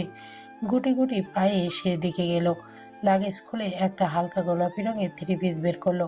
এরই মাঝে দরজা খোলার শব্দ এলো। শিমুই দ্রুত পিছনে ঘুরল। সাফওয়ান দাঁড়িয়ে আছে আর তার দিকে হাঁ করে তাকিয়ে আছে। তাকে দেখেই মনে হচ্ছে সে এখানে শিমুকে দেখবে, ভাবতেও পারেনি। পরনে একটা জিন্স প্যান্ট আর কালো রঙের গেঞ্জি, আর কাঁধে টাওয়াল। চুল দিয়ে টপটপ করে পানির ফোঁটা পড়ছে। শিমু উঠে দাঁড়িয়ে নিজের লাগেজগুলোর দিকে ইশারা করে বলল। আম্মা বলেছে আজ থেকে এই রুমে থাকতে। সাফওয়ান লাগেজগুলোর দিকে তাকালে সে এগুলো কিছু খেয়াল না করেই ওয়াশরুমে চলে গিয়েছিল। মনে মনে মায়ের সিদ্ধান্তে খুশি হলো, কিন্তু শিমুকে কিছু বুঝতে দিল না। চুপচাপ রুম থেকে বেরিয়ে গেল। শিমু তার যাওয়ার দিকে তাকিয়ে ভাবলো, লোকটা কি তার এই ঘরে আসাতে বিরক্ত হয়েছে? সাফওয়ান নিজের রুম থেকে বেরিয়ে মায়ের কাছে গেল। মাকে একটা বিশাল ধন্যবাদ দিতে হবে, মনে মনে আওড়ালো। আসলেই মাগ্রেট। তাড়াতাড়ি মায়ের কাছে গিয়ে মাকে পিছন থেকে জড়িয়ে ধরলো। মা তুমি বেস্ট। ধন্যবাদ, যদি কাউকে দেওয়ার থাকে আমাকে দে ব্রো। সাফওয়ান আয়ানের দিকে ভুরু কুঁচকে তাকালো। আয়ান বেশ আরাম করে বসে আপেল খাবার প্রস্তুতি নিচ্ছে। কেন তোকে দেব? আমাকে দিবি না তো কাকে দিবি? আমি তো বুদ্ধিটা মাকে দিলাম। সাফওয়ান আয়ানের হাত থেকে আপেল নিয়ে কামড় বসিয়ে বলল। ধন্যবাদ। আমি শুধু ধন্যবাদ নিব না। বল কি লাগবে তোর? কানে কানে বলি। আচ্ছা। আমার না বউ লাগবে। সাফওয়ান আয়ানের পিঠে জোরে করে থাপ্পড় বসিয়ে দিল। কথা ঠিক করে বলিস, আমি তোর বড় ভাই। আয়ান পিঠে হাত বোলাতে বোলাতে ভাইয়ের দিকে অসহায়ের মতো তাকিয়ে আছে। যার জন্য এত কিছু করেছে সেই ভাই তার দুঃখ বোঝে না রে। ডিনারে সবাই একসাথে খাবার খেতে বসেছে। শিমু আর লায়লা বেগম খাবার সার্ভ করছে। আলতাফ গম্ভীর কণ্ঠে বলে উঠলেন। সাফওয়ান, তুমি ঢাকায় ফিরছো কবে? আব্বু ফিরবো 3 তারিখে। ও, তার মানে 2 দিন আছো? জি। আলতাফ এবার আরো গম্ভীর কণ্ঠে বললেন। তাহলে তোমার তো সেখানে একা সবকিছু করতে কষ্ট হয়, তুমি বরং বৌমাকে নিয়ে যাও। রাজিয়া বেগম খাবার রেখে আলতাফের দিকে বড় বড় চোখ করে তাকালেন। কি বলছিস তুই? আলতাফ শিমু চলে গেলে বৌমার কষ্ট হবে তো। আলতাফ মায়ের দিকে ভুরু কুঁচকে তাকিয়ে বললেন। মা, লাইলার জন্য রহিমা আর অনিকা আছে, কিন্তু সাফওয়ান সেখানে একা থাকে, তাই সিমু গেলে সাফওয়ানেরই ভালো হবে। লায়লা মনে মনে খুশি হলেন স্বামীর সিদ্ধান্তে। তার ছেলে আর ছেলের বউয়ের মধ্যকার সম্পর্ক ঠিক করার জন্য তাদের একত্রে থাকা প্রয়োজন। সবাই খুশি হলেও রাজিয়া বেগম মুখ ভার করে বসে রইলেন। আয়ান আনিকা দাদির দিকে তাকিয়ে মিটিমিটি হাসছে। আনিকা আয়ানের কানে কানে বলল। ভাইয়া ভালো হয়েছে, কিন্তু বুড়ির বেশ শিক্ষা হয়েছে। আয়ান দাদির দিকে তাকিয়ে বলে উঠল। দাদি খাচ্ছ না কেন? আয়ানের কথা শুনে দাদি ভাতের লোকমা গালে নিয়ে চিবোতে শুরু করলো। আবারও ছেলের বউয়ের কাছে হেরে গেল। ছেলে নাতি কাউকেই আর নিজের বশে করা হলো না। এইসবের মাঝে শিমুর চোখ ছলছল করে দাঁড়িয়ে রইল। সবাই তাকে নিয়ে সিদ্ধান্ত নিল, কিন্তু তার কাছে থেকে জিজ্ঞাসা করার প্রয়োজন বোধ করলো না। সাফওয়ান খেতে খেতে শিমুর দিকে তাকালো। শিমুর অবস্থা দেখে বোঝা যাচ্ছে শিমু তার সাথে যেতে চায় না। শিমু সকল কাজ শেষ করে সাফওয়ানের রুমে নক করলো। সাফওয়ানের সাথে তার কথা বলা প্রয়োজন। সাফওয়ান ভেতরে আসতে বলায় সে ভেতরে ঢুকলো, কিন্তু রুমের ভেতরে ঢুকে ভীষণ অবাক হলো। সাফওয়ান নিজের পোশাক আলমারির একপাশে রেখে দিচ্ছে। কৌতূহল নিয়ে শিমু জিজ্ঞাসা করলো, আপনি আপনার জিনিসগুলো একপাশে রাখছেন কেন? সাফওয়ান কোনো প্রতিক্রিয়া না করে এবার শিমুর লাগেজগুলো ধরতে যাবে, অমনি শিমু দৌড়ে গিয়ে সাফওয়ানের হাত সরিয়ে দেয়। সাফওয়ান ভুরু কুঁচকে তাকায়। কি হলো, হাত সরালেন কেন? আপনি আমার লাগেজ কেন ধরেছেন? সাফওয়ান শিমুর থেকে লাগেজ নিয়ে বলল। পোশাক গুছিয়ে রাখবো। সহজ সাবলীল উত্তর নিয়ে সাফওয়ান লাগেজ নিয়ে যায়। শিমু আবার দৌড়ে গিয়ে আটকায়। আপনাকে রাখতে হবে না, কেন? কারণ আমার পোশাক আমিই রাখবো। আমি রাখলে কি সমস্যা বলুন তো? শিমু ভীষণ বিরক্ত হলো, রাগ দেখিয়ে বলল। আপনি বুঝতে পারছেন না একটা মেয়ের লাগেজে কত প্রয়োজনীয় জিনিস থাকে তার। সাফওয়ান এবার বুঝতে পারলো, তবুও বউকে রাগানোর জন্য বলল। না, আমি কিভাবে বুঝবো? আমি কি মেয়ে নাকি? আপনি বলুন, আমি সব বুঝিয়ে নিচ্ছি। শিমু রাগে চোখ মুখ লাল করে লাগেজের উপর থেকে সাফওয়ানের হাত সরিয়ে দিয়ে বলে। আমার পোশাক আমি গুছাবো, যদি আরেকবার হাত বাড়ান তো হাত পা ভেঙে কাঁধে ঝুলিয়ে দেবো আমি। সাফওয়ান এই প্রথম বউকে এত রাগ করতে দেখে আর কথা বলতে দেখে অবাক হলো, কিন্তু শিমু তার সাথে ধীরে ধীরে স্বাভাবিক হচ্ছে বুঝতে পেরে মনে মনে খুশি হলো। আনিকা নিজের পড়ার টেবিলে বসে স্কেচ করছিল দুটো চোখের। দরজা খোলাই ছিল। আয়ান চুপি চুপি পায়ে পেছন থেকে এসে বোনকে বলল। কি করছিস পাগলি? আচমকা শব্দ পেয়ে আনিকার হাতের স্কেচ বুকটা নিচে পড়ে যায়। আনিকা দ্রুত স্কেচ বুকটা তুলতে যাবে, অমনি আয়ান বুকটা নিয়ে হাতে তুলে নেয়। হাত দিয়ে নাড়িয়ে নাড়িয়ে দেখে বলল। কি বলতো, প্রেমপত্র লিখছিস? তুমি দাও তো খাতাটা। স্কেচ বুকে কি কেউ প্রেমপত্র লিখতে পারে নাকি? পারে পারে, মানুষ চাইলে সবাই পারে। আয়ান খাতাটা খুলতেই যাবে, অমনি দ্রুত আনিকা খাতা কেড়ে নিতে যায়, কিন্তু আয়ান খাতা দেয় না। বোনের থেকে লম্বা হয়, বোনকে এক বাহুর চিপায় আটকে রাখে। অতঃপর খাতার পৃষ্ঠা উল্টাতে থাকে। উল্টাতে উল্টাতে একটা পৃষ্ঠার দিকে চোখ আটকে যায়। একজোড়া চোখ, চেনা চেনা লাগছে, কিন্তু চিনতে পারছে না।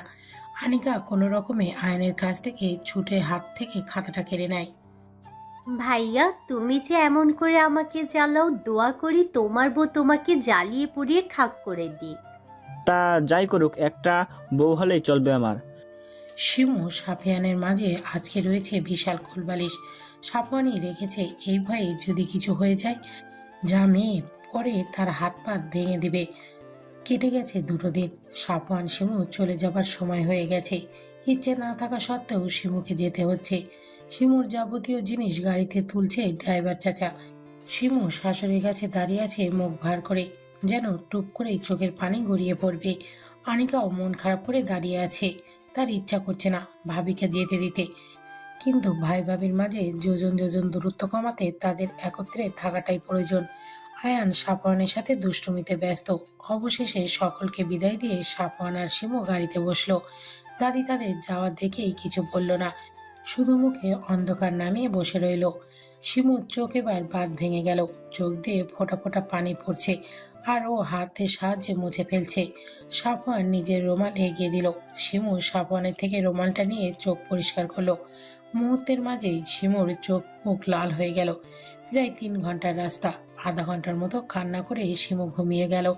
সাফওয়ান সন্দর্পণে শিমুর মাথা সাফওয়ানের কাঁধে রাখলো। মনে মনে ভাবলো, মেয়েটার কত রূপে দেখবে সে, কখনো রুদ্রাণী, কখনো কন্যাবতী, কখনো আবার শান্ত নদীর মতো গভীর। এই মেয়ের প্রেমে পড়ার মতো হাজারো কারণ আছে তার কাছে, তাই সে একটা কারণও মিস করবে না। সবগুলো কারণ দেখে তার প্রেমের পুকুরে হাবুডুবু খাবে। সাফওয়ানের মনে একটা ইচ্ছায় বারবার উকি দিচ্ছে। মন চাচ্ছে একবার মেয়েটার গালে নিজের ঠোঁট স্পষ্ট করাতে, কিন্তু মস্তিষ্ক বলছে না, এটা করো না, তার ওয়াদা ভঙ্গ হবে। মন মস্তিষ্কের সাথে লড়াই করে সে মস্তিষ্ককেই জিতিয়ে দিল।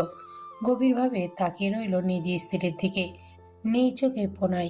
যদি শিমু দেখত তবেই সাফওয়ানকে নির্বিঘ্নে আপন করে নিত। লায়লা বেগম রান্নাঘরে রহিমা খালার সাথে রান্না করছিলেন। হঠাৎ কলিং বেলের শব্দ হলো। তিনি দ্রুত গিয়ে দরজা খুলে দিতেই দেখল আইমান তার পরিবার দাঁড়িয়ে আছে। এই সন্ধ্যাবেলায় তাদের আসার কারণ বুঝতে পারলেন না, তবুও ভদ্রতার খাতিরে ভেতরে আসতে বললেন। আমান সম্পর্কে আয়ানের বন্ধু, সে মাঝে মধ্যে এই বাড়িতে আসে, কিন্তু বাবা মাকে নিয়ে আসার কারণটা অস্পষ্ট। তাই তিনি তাদের হালকা নাস্তা দিয়ে ওপরে আয়ানকে ডাকতে চলে যান।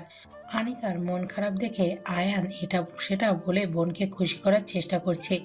লাইলা আনিকার রুমে আয়ানকে দেখে বললেন। আয়ান, তোর বন্ধু এসেছে। আয়ান বিস্ময় নিয়ে বলল, এই সন্ধ্যাবেলায়? হ্যাঁ, আমান এসেছে পরিবার নিয়ে। আমানের নাম শুনে আনিকার হার্টবিট ফাস্ট হয়ে গেল। অস্পষ্ট স্বরে বলল, আমার পরিবার নিয়ে চলে এসেছে।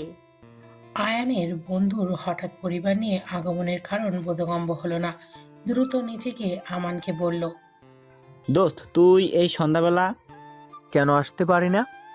আমানের শীতল কণ্ঠের উত্তর দিয়ে আশেপাশে চোখ বুলিয়ে আনিকাকে খুঁজল। না, কোথাও নেই। মেয়েটা তাকে পুড়িয়ে পুড়িয়ে শেষ করে দেবার প্ল্যানিং করেছে নাকি? আলতাপ এসে আমানের বাবা সিরাজের পাশে গিয়ে বসলেন। ভাই, এই অসময়ে আপনারা এখানে কোথাও যাচ্ছিলেন বুঝি? না ভাই, এখানেই এলাম। আলতাপের ভুরু কুঁচকে গেল। ভদ্রতা স্বরূপ মুখে হাসি ফুটিয়ে বলল, হঠাৎ এই পথে কি মনে করে? এখন রোজই আসতে হবে, সম্পর্ক দৃঢ় করতে এসেছি। আলতাফ বিচক্ষণ মানুষ, সিরাজের কথার মানে খুব দ্রুতই বুঝতে পারেন। আমানের দিকে একবার গভীরভাবে তাকালেন। আমান বারবার আনিকার রুমের দিকে তাকাচ্ছে, যা বোঝার তিনি বুঝে গেলেন। বাবা মায়ের একমাত্র ছেলে আমান।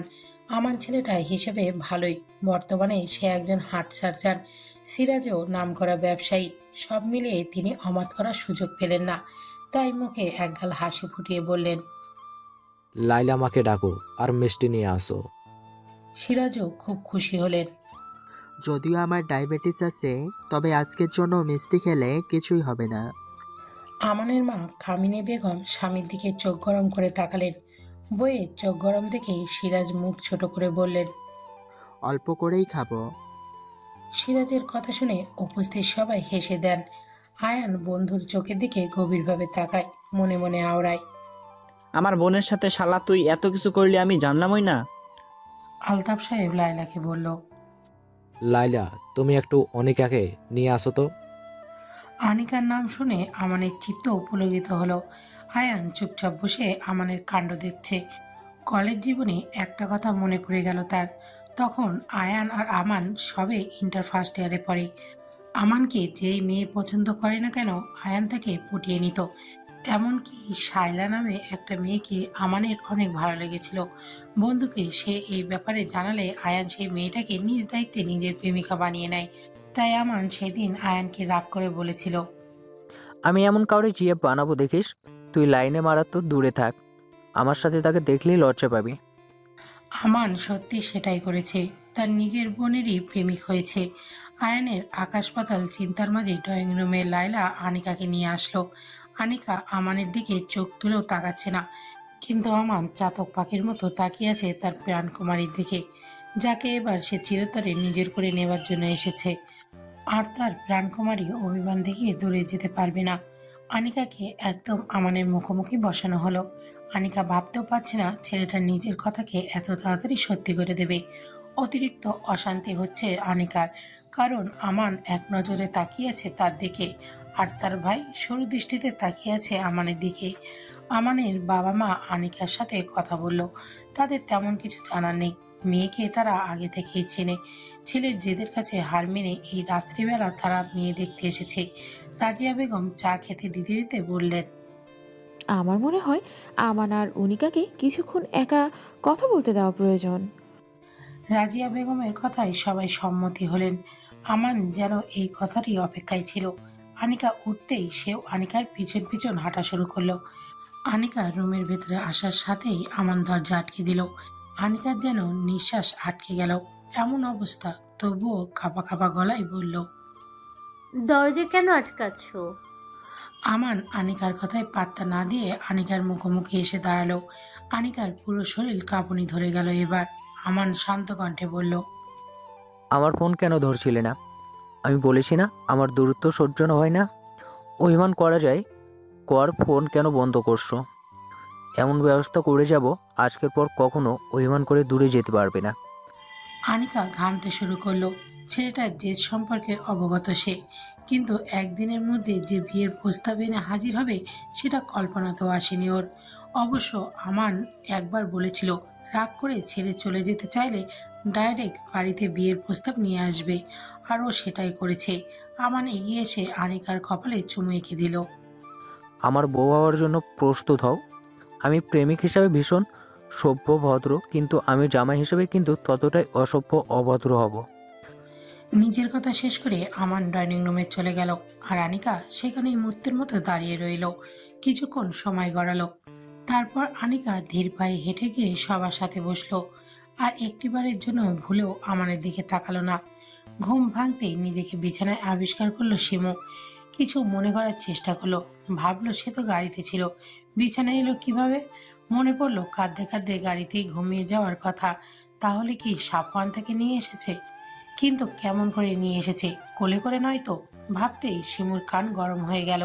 শেষমেশ ওই লোকটার কোলে উঠেছে ও। নিজেকে নিজেই কতক্ষণ বকাঝকা করলো। তার ভাবনার মাঝে সাফওয়ান ওয়াশরুম থেকে বের হলো চুল মুছতে মুছতে। শিমু সেদিকে তাকিয়ে ভুরু কুঁচকে নিল। মনে মনে ভাবলো, এত বড় দামড়া ছেড়ে একটা মেয়ের সামনে কিভাবে 3/4 প্যান্ট আর স্যান্ডো গেঞ্জি পরে দাঁড়িয়ে থাকতে পারে? এর কি লজ্জা নেই? সাফওয়ান শিমুর দিকে তাকিয়ে অমায়িক হাসি দিল।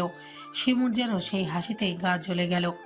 সাফওয়ান ড্রেসিং টেবিলের সামনে গিয়ে চুলে চিরুনি চালাতে চালাতে বলল, প্রায় 3 ঘন্টা রাস্তা ঘুমিয়ে এলেন, এখনো কি ঘুমানোর প্ল্যানিং আছে নাকি? শিমু সাফওয়ানের কথায় উত্তর দেবার প্রয়োজন বোধ করলো না। চুপচাপ উঠে নিজের পোশাক নিয়ে ওয়াশরুমে চলে গেল। সাফওয়ান শিমুর যাওয়ার দিকে তাকিয়ে মনে মনে বলল, ঘুম থেকে উঠেই ঝাঁজ লবঙ্গ ঝাঁজ দেখানো শুরু করে দিয়েছে। আমানের পরিবার একটু আগেই চলে গেছে। আনিকা বসে বসে দাঁত কামড়াচ্ছে। আলতা বিয়ে সম্পর্কে তেমন কিছু জানায়নি আমানের পরিবারকে, শুধু বলেছে, দেখেন ভাই, হুট করেই তো বিয়ের মতো এত বড় কাজ সম্পন্ন করা যায় না, তার জন্য সময় প্রয়োজন, আর ছেলে মেয়েদেরও আরেকটু নিজেদের জানার বোঝার প্রয়োজন। আর আমার বড় ছেলে আজকেই ঢাকা গেছে, আমি চাচ্ছিলাম আরেকটু সময় নিতে। সিরাজও আলতাফের কথার ওপর কোনো কথা বলেনি। তারাও কিছু সময় দিয়ে গেছেন বিয়ে সম্পর্ক প্রস্তুতির জন্য। আয়ান পুরো ডাইনিং রুমে পায়চারি করছে। আনিকা ভাইয়ের অবস্থা দেখে মেঝেতে নখ খুঁটছে। আয়ান আনিকার পাশে গিয়ে বলল, তুই আমার ওই বোকা বোনটা না, যাকে আমি প্রেমের পরশে জানে না। আবার জোরে নিঃশ্বাস নিয়ে বলল, আর অমন্য তো আমার ছোটকালের সেই বলদ বন্ধুটা, যে নাকি ভাজা মাছ উল্টে খেতে জানে না। নিজের কথা শেষে আয়ান আহম্মকের মতো বসে রইল। তার এতদিনের হিসেব সব উল্টো হয়ে যাচ্ছে। রাজিয়া বেগম এসে সোফার উপর বসলেন। মনে মনে তিনি একটু সাবধান শিমুর প্রতি রাগান্বিত, তাই পরিবারে কারোর সাথেই তিনি প্রয়োজন ব্যতীত কথা বলছেন না। লায়লা বেগম সকলকে খাবার উদ্দেশ্যে ডাকলেন। আনিকা ধীর পায়ে হেঁটে গিয়ে খাবার টেবিলে বসলো। ধীরে ধীরে সবাই গিয়ে টেবিলে বসে পড়েন। লায়লা বেগম খাবার সার্ভ করতে করতে বললেন, সাফওয়ান আমায় কল করেছিল, ওরা কোনো সমস্যা ছাড়াই বাসায় ভালোভাবে পৌঁছে গেছে। সময়ের বেড়াজালে আমরা সবাই আষ্টেপৃষ্টে জড়িয়ে পড়ি। আমাদেরকে সময় ধোঁকা দিয়ে চলে যাচ্ছে প্রতিনিয়ত। যখন আমরা সেটা অনুভব করি তখন অনেকটা দেরি হয়ে যায়। তাই আমাদের উচিত যে কোনো সময়কে সঠিকভাবে কাজে লাগানো, যেন এই নিয়ে আমাদের পরে কোনো আফসোস না থাকে। শিমু সাফওয়ানের বাসায় এসেছে গোটা 7 দিন হয়ে গেছে। কোনো রকম বই পড়ে টিভি দেখে সময় পার হয়ে যাচ্ছে ওর। কখনো হয়তো সে ভাবেনি তার এত বড় লোক বাড়িতে বিয়ে হবে। এই সব কিছুই ছিল তাদের কাছে ছেঁড়া কাঁথায় থেকে লাখ টাকার স্বপ্ন দেখার মতো। কিন্তু সৃষ্টিকর্তা যে ভাগ্যের মতো অলৌকিক একটা জিনিস রেখেছে, এই ভাগ্য যখন ফলে যায় মানুষ মিসকিন থেকে লাখপতি হয়ে যায়, আবার লাখপতি থেকে মিসকিন হয়ে যায়। সাফওয়ানের এই ফ্ল্যাটে রয়েছে 3টি কামরা, যার একটি কামরায় সে থাকছে, অন্য 3তে সাফওয়ান, আরেকটি কামরা খালি পড়ে আছে। মাঝে মধ্যে তার নিজের কাছে ভাবতেও অবাক লাগে, তারা তো স্বামী স্ত্রী, তাদের মাঝে কি এই যোজন যোজন দূরত্ব মানায়?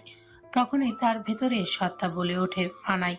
নিজের আত্মসম্মান প্রতিষ্ঠিত করতে চাইলে এটা মানায়। যদি দ্রুত তুমি তাকে ক্ষমা করে দাও, তবে আবার সে একই ভুল করতে পারে।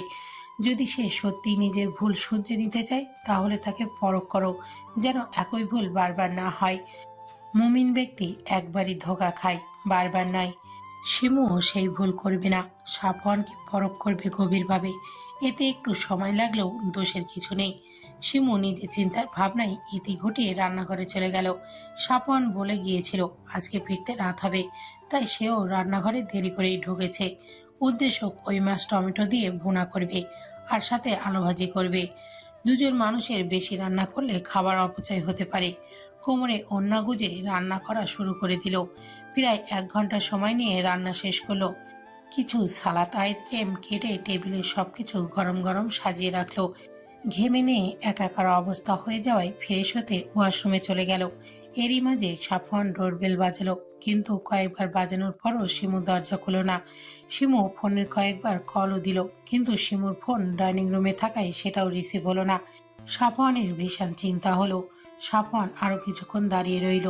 শিমু যতক্ষণ বের হয়েছে ফোনের কল বাজতে বাজতে কেটে গেছে। সাফওয়ান শেষবারের মতো কলিং বেল বাজালো। শিমু দ্রুত দরজা খুলে দিল। শিমু দরজা খুলতেই তার চোখ পড়ল সাফওয়ানের বিধ্বস্ত চেহারা। সাফওয়ান তাড়াহুড়ো করে ভেতরে ঢুকে গিয়ে শিমুকে স্পর্শ করতে গিয়েও করল না। তুমি ঠিক আছো তো? এতবার কলিং বেল বাজালাম, ফোন কল করলাম, কোনোটাই ধরলে না।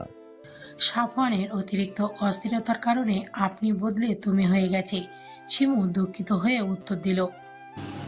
সরি, আসলে রান্না শেষে আমি ঘেমে গিয়েছিলাম, তাই শাওয়ার নিতে গিয়েছিলাম একটু, যার জন্য আমি সাউন্ড শুনতে পাইনি। ও, সাফওয়ান ছোট্ট করে ও বলে নিজের ঘরের দিকে চলে গেল। শিমু বুঝতে পারল সাফওয়ান ভীষণ ক্লান্ত, তাই ওর সাথে তেমন কথা বলো না। শিমু এই 1 সপ্তাহে বুঝতে পেরেছে সাফওয়ান কফিতে আসক্ত, তাই সে কিচেনে গেল কফি বানাতে। সাফওয়ান ফ্রেশ হয়ে বিছানায় বসেছে। দরজা খটখটানি শব্দ পেয়ে দরজার দিকে তাকালো। আসবো? আসুন। আমি তো বলেছি আমার রুমে আসতে আপনি অনুমতি নেবেন না। শিমু কোনো বাকবক্তিতায় না জড়িয়ে সাফওয়ানের কাছে এগিয়ে গেল। হাতে রাখা কফির মগটা সাফওয়ানের দিকে এগিয়ে দিল। আপনার হয়তো এটা প্রয়োজন। সাফওয়ান শিমুর হাতের দিকে তাকালো। এই মুহূর্তে তার সত্যিই 1 কাপ কফির প্রয়োজন ছিল। আজকে অফিসে এক ক্লায়েন্টের সাথে তর্কে জড়িয়ে পড়েছিল। সে যার দরুন মাথাটা ভীষণ ধরেছে। ধন্যবাদ। চাইলে কিন্তু আপনার জন্য 1 কাপ আনতে পারতেন। আমি কফি খাই না। ও সাফওয়ান কফি খেতে খেতে প্রশ্ন করল। আচ্ছা, আপনি তো আমাকে পছন্দ করেন না, তাহলে আমার কেয়ার করেন কেন? আসলে আমি মানুষটাই একটু উদার প্রকৃতির, তাই। সাফওয়ান মুচকি একটা হাসি দিয়ে বলল। কতটা উদার দেখতেই পাচ্ছি। এতদিন যাবৎ ভালোবাসার আবদার করছি, উদারতা দেখিয়ে সেটাও তো দিতে পারতেন নাকি? আপনাকে দেখলে আমার অদ্ভুত অনুভূতি হয়, ঠিক ঘৃণা নয়, যেটা আপনাকে আমার করা উচিত। সাফওয়ান মুচকি হেসে উঠে গিয়ে শিমুর কানের কাছে ফিসফিস করে বলল। যেদিন আপনি এই অনুভূতির স্বাদ পাবেন, সেদিন আপনি সম্পূর্ণ আমার হবেন। শিমু একটু লজ্জা লজ্জা অনুভূতি হয়, কেন হয় সে জানে না। শিমু নিজের কক্ষের দিকে যেতে যেতে বলল। আপনার খিদে পেলে আমাকে ডেকে দিয়েন। সাফওয়ান মনে মনে বলল। খিদে তো লেগেছে, প্রেম প্রেম খিদে লেগেছে আমার। এত রাতে আমানের ফোন দেখে আনিকা অবাক হলো। ছেলেটা দিন দিন বেপরোয়া হয়ে উঠেছে, আগে এরকম ছিল না। প্রথম প্রথম যখন আয়ন ভাইয়ের সাথে আসতো তখন তাকে দেখে মনে হতো ভাজা মাছটা উল্টে খেতে জানতো না, কিন্তু যেই থেকে নিজের অনুভূতি সম্পর্কে ওকে জানিয়েছে সেই থেকে শুরু করলো মিস্টার অভদ্র হয়ে যাওয়া। সেদিন দেখতে আসার পর থেকে ছেলেটা আরো বেপরোয়া হয়ে গেছে। হঠাৎ কল দিচ্ছে, আবার দেখা করার আবদার করছে। ছেলেটা যে ভয়ঙ্কর প্রেমিক পুরুষ সেটা তার জানা হয়ে গেছে। প্রেমিক পুরুষ ভালো, কিন্তু ভয়ঙ্কর প্রেমিক পুরুষ একটু বেশি ভালো হয়। এরা তাদের প্রিয়তমার জন্য সবই করতে পারে। আনিকার ভাবনায় ইতি টেনে কল রিসিভ করলো। আসসালামু আলাইকুম। মেয়েলি কণ্ঠ পেয়ে আমানের চিত্ত শান্ত হলো। যতবার এই কণ্ঠ শুনে ততবার তাকে একান্ত নিজের করে নেওয়ার ইচ্ছা মাথায় চারা দিয়ে ওঠে। নিজেকে শান্ত করে নিজেই নিজেকে আশ্বাস দেয়, আর অল্প কিছুদিন তারপর সে একান্তই তোর। যাকে হারানোর ভয় তোকে আর কুরে কুরে খাবে না। দাদি রহিমাকে দিয়ে পাটে পাচ্ছে। কালকে রাতে সে এক ভয়ঙ্কর স্বপ্ন দেখেছে। সাফওয়ান আর শিমু বাড়িতে এসেছে, এসেই পায়ের উপর পা তুলে তাকে দিয়ে সব কাজ করাচ্ছে। নাতি ছেলের বউ তার পাশে না থাকায় শিমুকে সে কিছুই বলতে পারছে না। এই দুঃস্বপ্ন দেখার পর থেকে রাজিয়া বেগমের আত্মা শুকিয়ে আছে, শরীরও কেমন ম্যাজ ম্যাজ করছে। আয়ান দাদির ঘরের কাজ দিয়ে নিজের ঘরে যাচ্ছিল। দাদিকে এত রাতে জাগতে দেখে দাদির ঘরে প্রবেশ করলো। গিয়ে দেখলো রহিমা খালা পা টিপছে আর ঘুমে ঢুলছে, কিন্তু বুড়ির চোখে ঘুম নেই। আয়ান রহিমা খালাকে চলে যেতে বলে নিজে দাদির পা টিপতে দিতে শুরু করলো। কথায় কথায় দাদিকে জিজ্ঞাসা করলো, ঘুমাচ্ছ না কেন? ঘুম কি আমার আর আছে? কেন? ঘুম তো আমার কবেই উড়ে গেছে, যেদিন থেকে আমার নাতি গরিব একটা মেয়েকে বিয়ে করেছে। জানিস আমার কত স্বাদ ছিল। আয়ান দাদির কথা শেষ না করতে দিয়ে বলল। দাদি আমার ঘুম পেয়েছে, আমি আসছি। নিজের কথা শেষ করে আয়ান আর 1 সেকেন্ডও দেরি করলো না, দ্রুত দাদির কক্ষ থেকে বেরিয়ে গেল। রাজিয়া বেগম নাতির চলে যাওয়ার দিকে বিষণ্ণ চোখে তাকিয়ে রয়েছে। তার কথা শোনার মতো কেউ নেই। একটি সুন্দর সন্ধ্যায় শিমু ব্যালকনিতে দাঁড়িয়ে আছে। সাফওয়ান আজকে বাসায় আছে। সাফওয়ান ডাইনিং রুমে থাকায় শিমু রুম থেকে বের হচ্ছে না। সাফওয়ানের সামনে গেলে নিজের মধ্যে একরকম জড়তা অনুভূতি হয়। ওর কেন এই জড়তা সেটা কিছু জানে না। সাফওয়ানের চোখে গভীর কোণায় দেখলে মনে হয় সবকিছু ভুলে যেতে, কিন্তু তার যুবতীর মন সাফওয়ানের জন্য তীব্র অভিমান পুষে রেখেছে। তার ইচ্ছা করে সাফওয়ানের বুকে মাথা রেখে সেই সব রাতের কথা জানাতে, যেই রাতগুলোতে সে নির্ঘুম কাটিয়েছে। জানাতে ইচ্ছায় মানুষের কথায় দ্বারা কত অপমান মুখ বুজে সহ্য করেছে, কিন্তু অতিরিক্ত চাপা স্বভাবের হওয়ার জন্য ও এগুলো কিছুই করতে পারে না। অতিরিক্ত অভিমানে 2 চোখ ভেঙে জল পড়তে শুরু করলো। এক পর্যায়ে মেঝেতে পা ভেঙে বসে পড়ল শিমু। সাফওয়ান আজকে পরিপূর্ণভাবে নিজেকে ধাতস্থ করে নিয়েছে। শিমু তার কাছে এসেছে গোটা 1 মাস হয়ে গেছে, কিন্তু তাদের সম্পর্ক বিশেষ কোনো উন্নতি হয়নি। সে নিজের দিক থেকে সম্পূর্ণ চেষ্টা করেছে, কিন্তু শিমু এখনো নির্বিকার। সে আর শিমু অবহেলা সহ্য করতে পারছে না। অনেক তো হলো অনুভূতির লুকোচুরি, আর সে কোনো লুকোচুরি খেলতে চায় না। সে চায় এবার নিজের প্রেয়সীকে আপন করে পেতে। নিজের সাথে বোঝাপড়া করে সাফওয়ান সোজা শিমুর ঘরের দিকে চলে যায়, কিন্তু গিয়ে দেখলো শিমু রুমে নেই। ব্যালকনির দিকে ধীর পায়ে এগিয়ে যেতেই এক কান্নারত রমণীর দিকে দৃষ্টি আটকে গেল। যে রমণী হাঁটুতে মুখ গুজে গুনগুনিয়ে কান্না করছে, যার দীর্ঘ কালো কেশ পিঠ জুড়ে লুটোপুটি খাচ্ছে। সাফওয়ান হাঁটু ভেঙে শিমুর কাছে ঘেঁষে বসলো। এই রমণীর কান্না করাতে এতটাই বিভোর যে তার সামনে যে কেউ বসে আছে সে সম্পর্কে তার কোনো ধারণাই নেই। সাফওয়ানের ভীষণ ইচ্ছা করলো রমণীকে নিজের বুকে আগলে নিতে। জিজ্ঞেস করতে ইচ্ছা হলো, ওগো সুন্দরী রমণী, তোমার এত দুঃখ কিসের? ওর মধ্যে হঠাৎ কোথা থেকে যেন একরাশ অধিকারবোধ তৈরি হলো। হাত বাড়িয়ে আগলে নিল নিজের প্রেয়সীকে। শিমু পুরুষালী হাতের ছোঁয়া পেয়ে একটু ভরকালো, থমকালো, স্তব্ধ হয়ে গেল। নিজের লোকানো কান্না কারোর সামনে প্রকাশ হয়ে যাওয়ায় ভয়ে সাফওয়ানের বুক থেকে মাথা তুলতে চাইল, কিন্তু সাফওয়ান তুলতে দিল না। জোর করেই মাথা নিজের বুকে চেপে রাখলো। শিমু স্পষ্ট শুনতে পেল সাফওয়ানের বুকে অস্বাভাবিক ধুকপুকানি। দীর্ঘ সময় কেটে গেল নীরবতার মধ্যে। নীরবতা ভেঙে সাফওয়ান বলে উঠল, শিবু, আমরা কি পারি না আমাদের মাঝের এই যোজন যোজন দূরত্বের ইতি টানতে? আমরা কি পারি না আমাদের একটা সুখে সংসার সাজাতে? শিমুর কাছে সাফওয়ানের কণ্ঠ ভীষণ কাতর শোনালো। কি সহজ আবদার! ইতিমধ্যে সাফওয়ানের হাতের বাঁধন আগলা হয়ে গেছে। শিমু সাফওয়ানের বুক থেকে মাথা তুলে সাফওয়ানের চোখের দিকে তাকায়। সাফওয়ান লক্ষ্য করলো শিমুর চোখ অসম্ভব রকম লাল হয়ে আছে। কান্না করার ফলে নাকের ডগাও ফুলে লাল হয়ে গেছে। শিমুর অভিমানে পরিপূর্ণ আঁকি কোটরে জল থই থই করছে। সাফওয়ান শিমুর নীরবতা দেখে আবার প্রশ্ন করলো, বলুন না, আমরা পারি না অতীত ভুলে গিয়ে আবার সবটা নতুন করে সাজাতে? হঠাৎই অভিমানী মেয়েটি একরাশ অভিমান নিয়ে বলতে শুরু করলো, কোনটাকে ভুলে যেতে বলছেন সাফওয়ান আপনি? বাসরাতে স্ত্রীকে প্রত্যাখ্যান করে চলে যাওয়াকে, নাকি প্রতিনিয়ত আমার অপমানিত হওয়াকে, নাকি নিজের সম্মান বিকিয়ে দিয়ে একটা মেয়ের শ্বশুরবাড়িতে পড়ে থাকাকে, নাকি দিনের পর দিন আপনার দাদির কটু কথাকে শোনাকে? আপনার যখন এতটাই আমাকে অপছন্দ, তবে কেন বিয়ে করেছিলেন আমায়? প্রতিনিয়ত আপনার আত্মীয়রা, প্রতিবেশীরা আমায় ঠাট্টা তামাশা করতো, আম্মা আড়ালে করতো আমার থেকে, কিন্তু আমি টের পেয়েই যেতাম। শিমু কিছুক্ষণ থেমে আবারও বলতে শুরু করলো, আপনি কি কখনো চিন্তা করেছেন বিয়ের রাতে একটা মেয়ে কতটা আশা স্বপ্ন বুকের মাঝে পুষে রাখে? কিন্তু সেদিন আপনি এলেন না। আমি পুরোটা রাত আপনার জন্য বসেছিলাম। সকালবেলা আপনার দাদি এসে বললো আমি নাকি অপয়া, কলঙ্কিনী, তাই তার নাতি আমায় ফেলে চলে গেছে। আপনার দাদি প্রতিনিয়ত আপনার চলে যাওয়ার জন্য আমাকেই দায়ী করতো। বিয়ের পরে বাবা কতবার আপনার সাথে কথা বলতে চেয়েছে, কিন্তু আমি বাবাকে মিথ্যে বলেছি। নিজের কষ্টগুলো আড়ালে রেখে আমি বাবার সাথে হাসি মুখে কথা বলেছি। শিমু এবার অসহায়ের মতো সাফওয়ানের দিকে তাকিয়ে বলল, আচ্ছা, আমি কি এতটাই অপয়া? আমি যেটাই ধরতে যাই সেটা কেন দুঃখ হয়ে যায় বলতে পারেন? আমিও তো আপনার জন্য এক বুক ভালোবাসা নিয়ে এসেছিলাম, কিন্তু আপনার প্রত্যাখ্যান পেয়ে সেগুলো কেমন ফিকে হয়ে গেছে না? আমিও চাই সব ঠিক করে নিতে, কিন্তু আমার ভয় হয় যদি আপনি আবারও আমায় ছেড়ে চলে যান। আমি জানি আমি কোনো অবুঝ কিশোরী নই, কিন্তু আপনার আপনাকে আঁকড়ে বাঁচতে চাই আমি, বৃদ্ধ হতে চাই আপনার সাথে। কিন্তু পুরনো কথাগুলো মনে পড়লে না আমার বুকের ভেতর হাহাকার উঠে যায়, মনের মাঝে তীব্র অশান্তি হয়। আমি এইসব কিছুর থেকে নিস্তার পেতে চাই সাফওয়ান। আমি আমি মুক্তি চাই, আমি ভালোবাসতে চাই। মোম যেমন আগুনের স্পর্শ পেয়ে গলে যায়, শিমুও তেমন সাফনের উষ্ণ স্পর্শ পেয়ে নিজের বুকে রাখা সকল কষ্ট প্রকাশ করে দিচ্ছে। আজ নিজেকে অনেক হালকা মনে হচ্ছে শিমুর। নিজের সব অভিযোগ প্রকাশ করতে পেরে মনে শান্তি লাগছে ওর। খুব কাঁদতে ইচ্ছা করছে। সাফন শিমুকে আবার বুকের মাঝে আগলে নিল। শিমু আবারও কাঁদতে শুরু করলো। এই কান্না যেন দীর্ঘকালের অভিমানের পাওয়ার ধসে পড়ার কান্না। সাফওয়ান শিমুর সমস্ত অভিযোগ মন দিয়ে শুনছে। নিজের করা ভুলের জন্য সে সত্যিই ভীষণ অনুতপ্ত।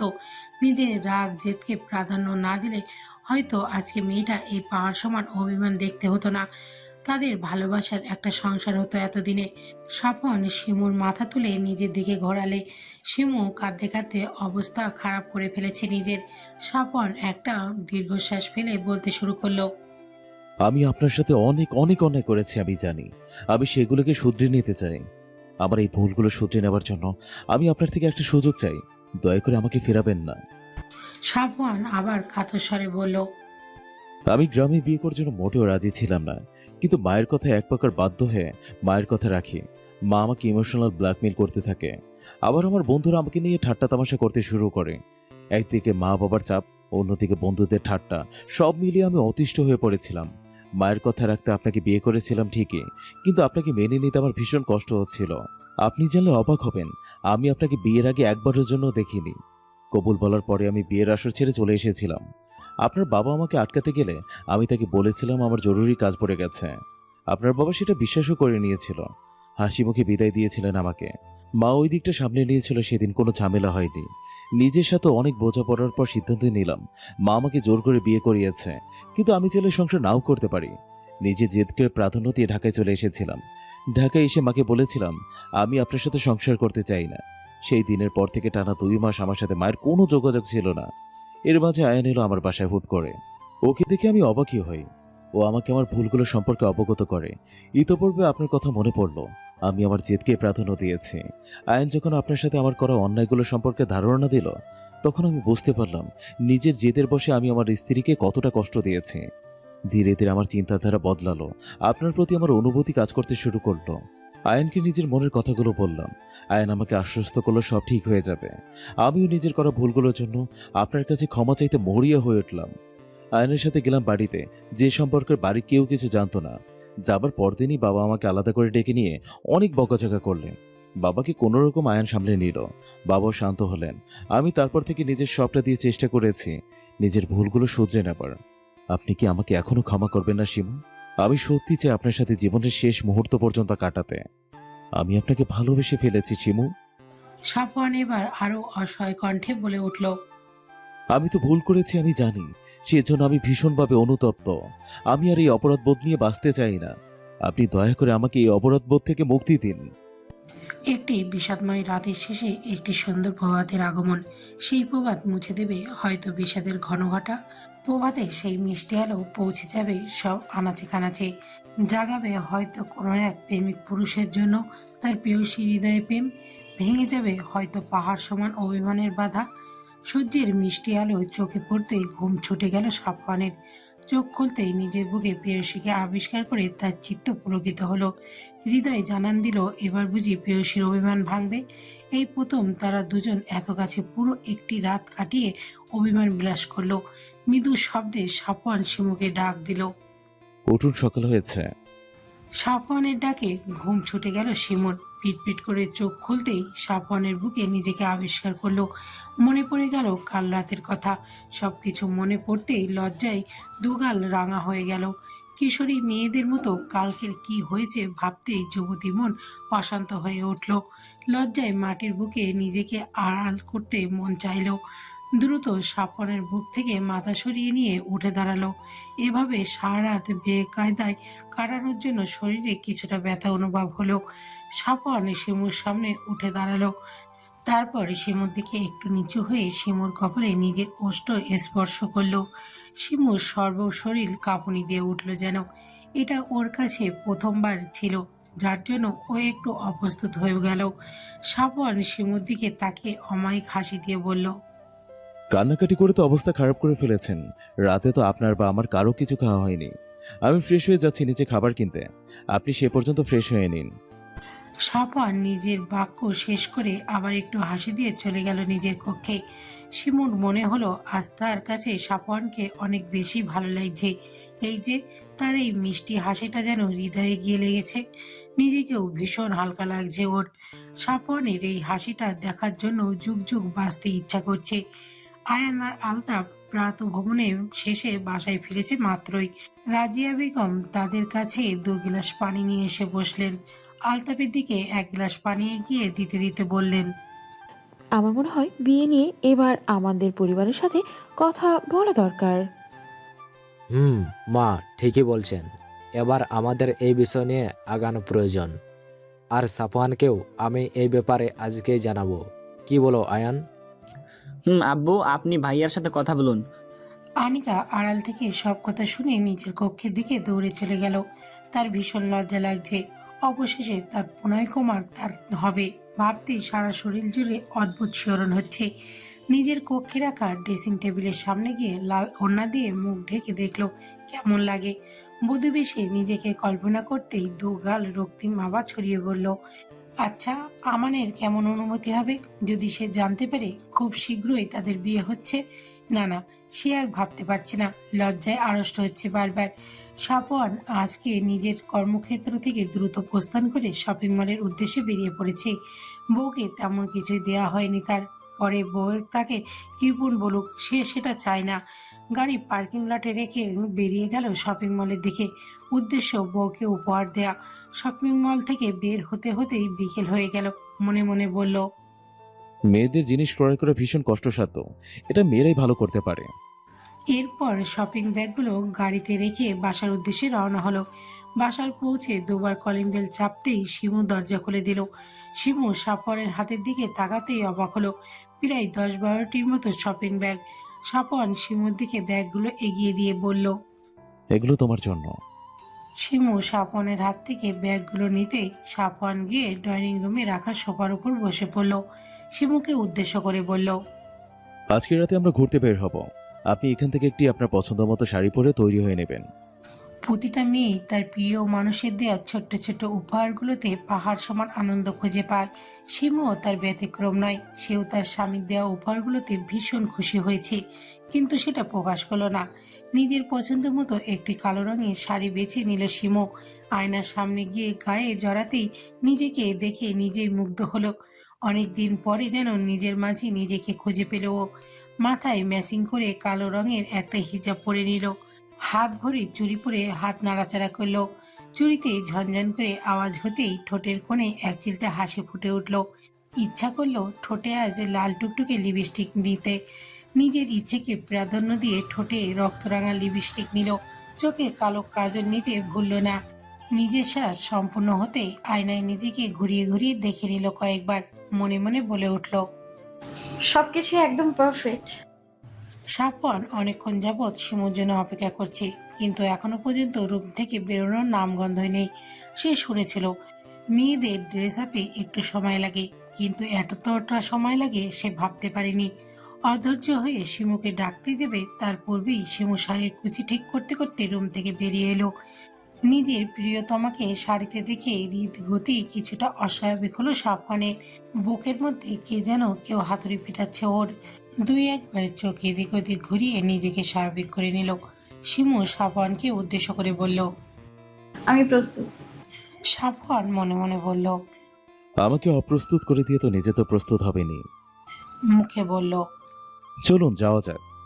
আজকে সাপন নিজের প্রিয় গাড়িটাকে নিয়ে বের হয়নি। এর পিছনে অবশ্য একটা কারণ আছে।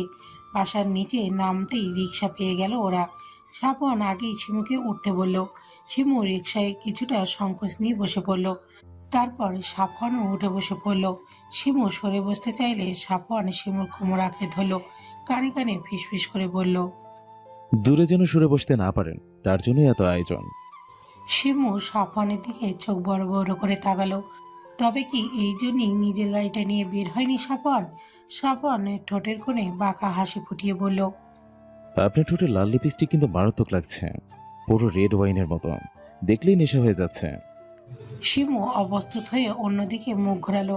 তার কান গরম হয়ে গেছে লজ্জায়, সর্বাঙ্গ শরীর শিরশির করছে। শিমুকে অন্যদিকে ঘুরতে দেখে সাফওয়ান কিছুটা অসহায় কণ্ঠে বলে উঠল। মামা আমি কি দেখতে খারাপ বলুন তো? রিকশাওয়ালা মামা বিস্ময় নিয়ে পিছনে ঘুরল একবার। শিমু ও সাফওয়ানের দিকে অবাক দৃষ্টিতে তাকিয়ে রইল। আপনি কি পাগল হয়ে গেছেন? কিছু আবল তাবল বলছেন। সাফওয়ান শিমুর কথায় পাত্তা দিল না, আবারও বলে উঠল। মামা কিছু বললেন না যে? মামা, আপনি দেখতে তো মেলা সুন্দর, কিন্তু এমন কথা কইতেছেন কেন? সাফওয়ান শিমুর দিকে তাকিয়ে একটা দীর্ঘশ্বাস ছাড়ল। আমি ভাবলাম আমি দেখতে অনেক খারাপ, সেজন্য আপনার মামি আমার দিকে ঘুরেও তাকাচ্ছে না। রিকশাওয়ালা মামা উচ্চ শব্দে হেসে দিল। মামা, আপনারা পারেনও বটে। শিমু সাফওয়ানের দিকে চোখ পাকিয়ে তাকিয়ে রইল, মনে মনে বলল। লোকটা ভীষণ খারাপ তো, হঠাৎ নিরামিষ থেকে আমিষ হয়ে গেল কি করে আল্লাহ জানে। লজ্জার বালাই বলতে না, এসব কি বিকিয়ে দিয়ে এসেছে মনে হচ্ছে। সাফওয়ান মিটিমিটি হাসছে আর শিমুর চোখ রাঙানো উপভোগ করছে। রোজ আকাশে সূর্য উঠতে দেখি, আবার সন্ধ্যায় সূর্যকে অস্ত্র দেখতেও দেখি। এই দেখাদেখির মাঝে আমাদের জীবন থেকে অনেকটা সময় চলে যায়। জীবনের এই উত্থান পতনের সেকলে আমরা সবাই জড়িয়ে। দেখতে দেখতে আনিকা আর আমানের বিয়ের দিনও চলে এসেছে। বেশ জমকালো আয়োজনে সাফওয়ানদের বাসার ছাদে গায়ে হলুদের আয়োজন করা হয়েছে। শিমু আর অনিকার কাজিনরা অনিকাকে গায়ে হলুদের জন্য প্রস্তুত করছিল। মাঝে মধ্যে দুই একটা দুষ্টুমিও করছিল। আনিকার গাল বারবার রাঙা হয়ে যাচ্ছে তাতে। শিমু অনিকার গাল টেনে দিয়ে বলল। ননদিনী, তোমায় তো ভীষণ সুন্দর লাগছে। আমান ভাই তোমায় দেখলেই অজ্ঞান হয়ে যাবে। রুমে উপস্থিত সবাই খলখলিয়ে হেসে উঠল। অনিকার মুখ আবারও লজ্জায় রাঙা হয়ে উঠল। হয়েছে, আর লজ্জা পেও না। সাফওয়ানদের বাসার ছাদ অনেকটাই বড় হয়, আয়োজন খুব সুন্দরভাবেই করা হয়েছে। এক পাশে খাবারের ব্যবস্থা করা হয়েছে, আরেক পাশে নাচ গান ও অনিকাকে বসানোর জায়গা করা হয়েছে। সাফওয়ান তার স্ত্রীর দেখা সকাল থেকে এই পর্যন্ত পায়নি।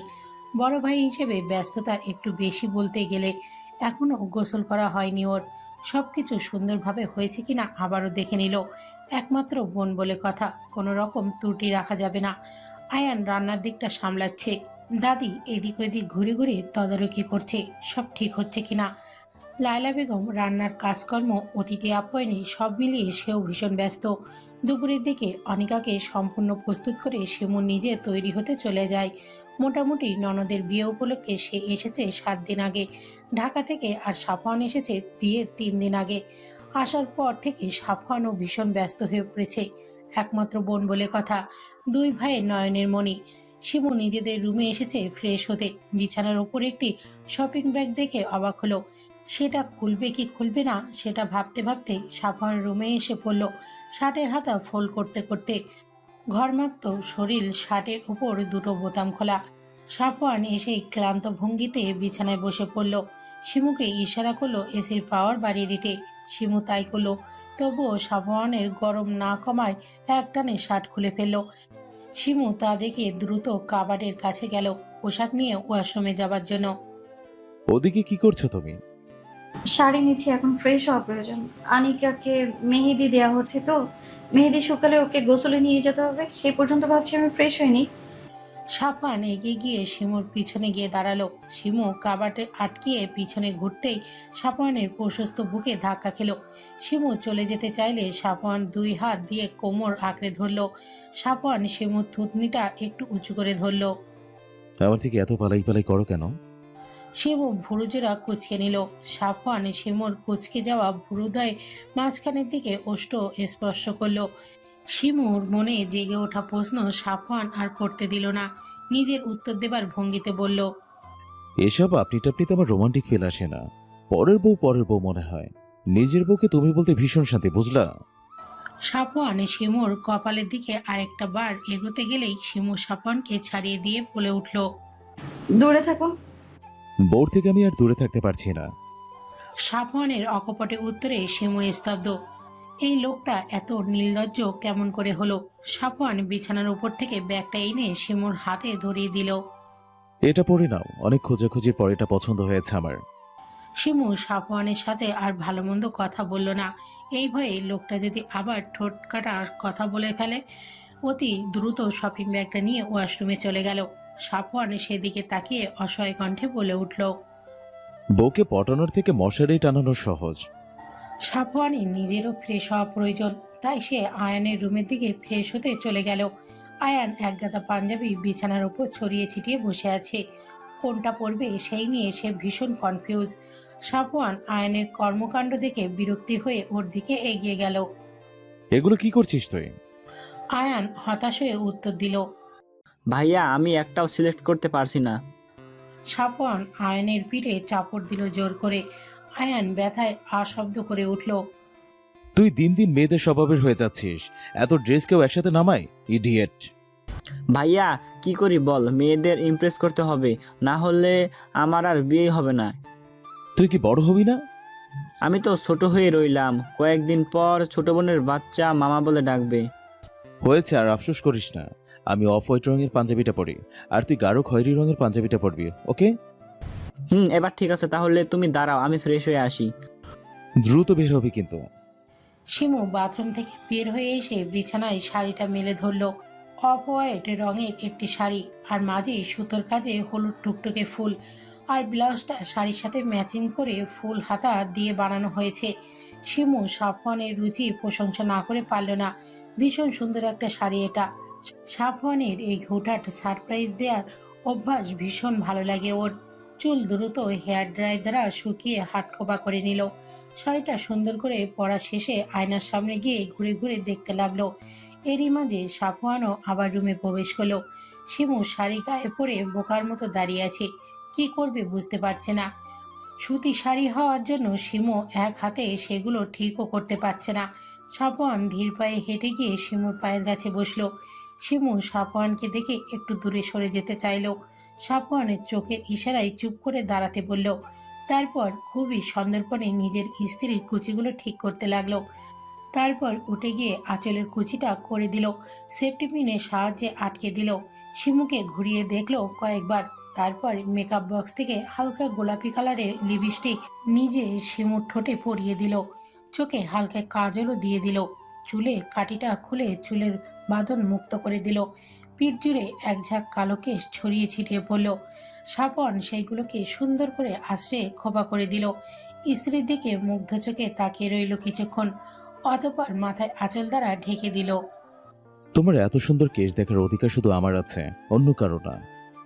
শিমু তার প্রিয় সুদর্শন পুরুষের কথা শুনে মুগ্ধ হলো।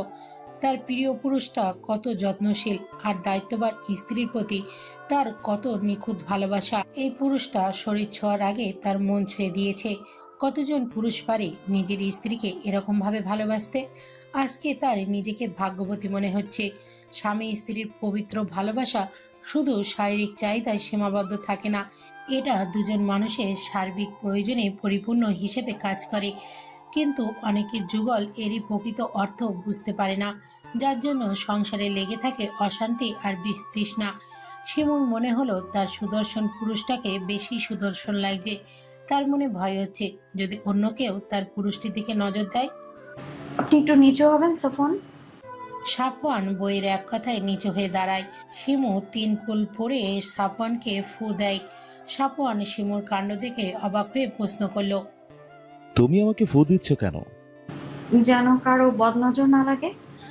সাফওয়ান মুখের কোণে বাঁকা হাসি ঝুলিয়ে বলল। সে তো আমার উপর তোমার কবেই লেগে গেছে। শিমু মেকি রাগ দেখিয়ে চলে যেতে চায়, কিন্তু সাফওয়ান যেতে দেয় না। নিজের স্ত্রীকে নিজের দিকে ঘোরায়। প্রথমবারের মতো নিজের স্ত্রীর ঠোঁটে উষ্ণ স্পর্শ করায় কেঁপে উঠল শিমু। সমস্ত শরীরে স্বামীর থেকে প্রথম এমন স্পর্শ পেয়েই শিমু মূর্ছা যায় লজ্জায়, আর মাথা তুলে তাকায় না। নিচ থেকে রাজিয়া বেগমের শিমুকে ডাকছিল। শিমু আর এক মুহূর্ত দেরি না করে নিচের দিকে ছুট লাগায়। সাপওয়ান শিমুর লজ্জারাঙা মুখ দেখে অমায়িক একটা হাসি দেয়। সুদর্শন দুই পুরুষের মাঝে বসে আছে এক সুশ্রী রমণী। খুশিতে তার দু চোখ চকচক করছে। প্রিয় পুরুষকে পারিবারিক সম্মতিতে কয়েকজনই বা নিজের করে পায়। হলুদ শাড়ি পরিহিতা রমণীর রূপ যেন ঝলমল করছে। দুই ভাইয়ের হৃৎপিণ্ড প্রিয় বোনের আনন্দে পুলকিত হচ্ছে। সারাদিনের ধকলে শিমু ভীষণ ক্লান্ত শরীর, আত্মার সায় দিচ্ছে না। পরনের শাড়ি এলোমেলো হয়ে গেছে, এখনো ওর একবার শাওয়ার নেওয়া প্রয়োজন। শিমু দ্রুত নিজের পোশাক নিয়ে ওয়াশরুমে চলে গেল। সাপওয়ানও ক্লান্ত হয়ে নিজের কক্ষে প্রবেশ করলো, কিন্তু ঘরে নিজের স্ত্রীকে না দেখতে পেয়ে হতাশ হলো। প্রায় 30 মিনিট পর শাওয়ার শেষে শিমু বের হলো, পরনে ঢিলেঢালা সাদা রঙের কামিজ। সাপওয়ান শিমুকে দেখে মুখ একটু গোমরা করে বলল। আমরা চাইলে কিন্তু একসাথে শাওয়ার নিতে পারতাম। মুহূর্তেই শিমুর লজ্জায় কান গরম হয়ে গেল। কাছে এসে সাপওয়ানের সামনে কোমরে হাত রেখে দাঁড়ালো। আপনি কিন্তু দিন দিন দুষ্ট হয়ে যাচ্ছেন। সাপওয়ানও শিমুর কোমরে রাখা হাত টেনে নিজের কোলে বসিয়ে নিল। দুই হাত গলিয়ে কোমরে হাত রাখলো, ঘাড়ে নাক ঘষতে লাগলো। শিমু ছোটার চেষ্টা করতে চাইলে সাপওয়ান শিমুর কানের লতিতে আলতো করে কামড় বসিয়ে দিল। শিমু লজ্জায় লাল নীল হলো বারবার। অতপর সাপওয়ানের অত্যাচার সহ্য করতে না পেরে শিমু সাপওয়ানের হাতে চিমটি কেটে দেয়। সাপওয়ান আশব্দ করে শিমুকে ছেড়ে দেয়। শিমু খিলখিলিয়ে হেসে ওঠে। সাপওয়ান শিমুর হাতের দিকে লক্ষ্য করে দেখে শিমুর হাতে মেহেন্দি লাগিয়েছে। সাপওয়ান শিমুর দিকে এগোতে চাইলে শিমু সাপওয়ানের দিকে বালিশ ছুঁড়ে মারে। আর এগোবেন না, আমি কিন্তু ক্লান্ত, প্রয়োজন আমার। সাপওয়ান শিমুকে উদ্দেশ্য করে চোখ টিপ দেয়, মুখে বাঁকা হাসি ঝুলিয়ে বলল। এ কদিন দূরে থাকো, সমস্যা নেই। আর 5 দিন পর তোমার এই পালাই পালাই লজ্জা সব ভেঙে দেব, প্রমিস। সাপওয়ান ওর জামার দিকে ইশারা করে শীষ বাজাতে বাজাতে ওয়াশরুমে চলে গেল।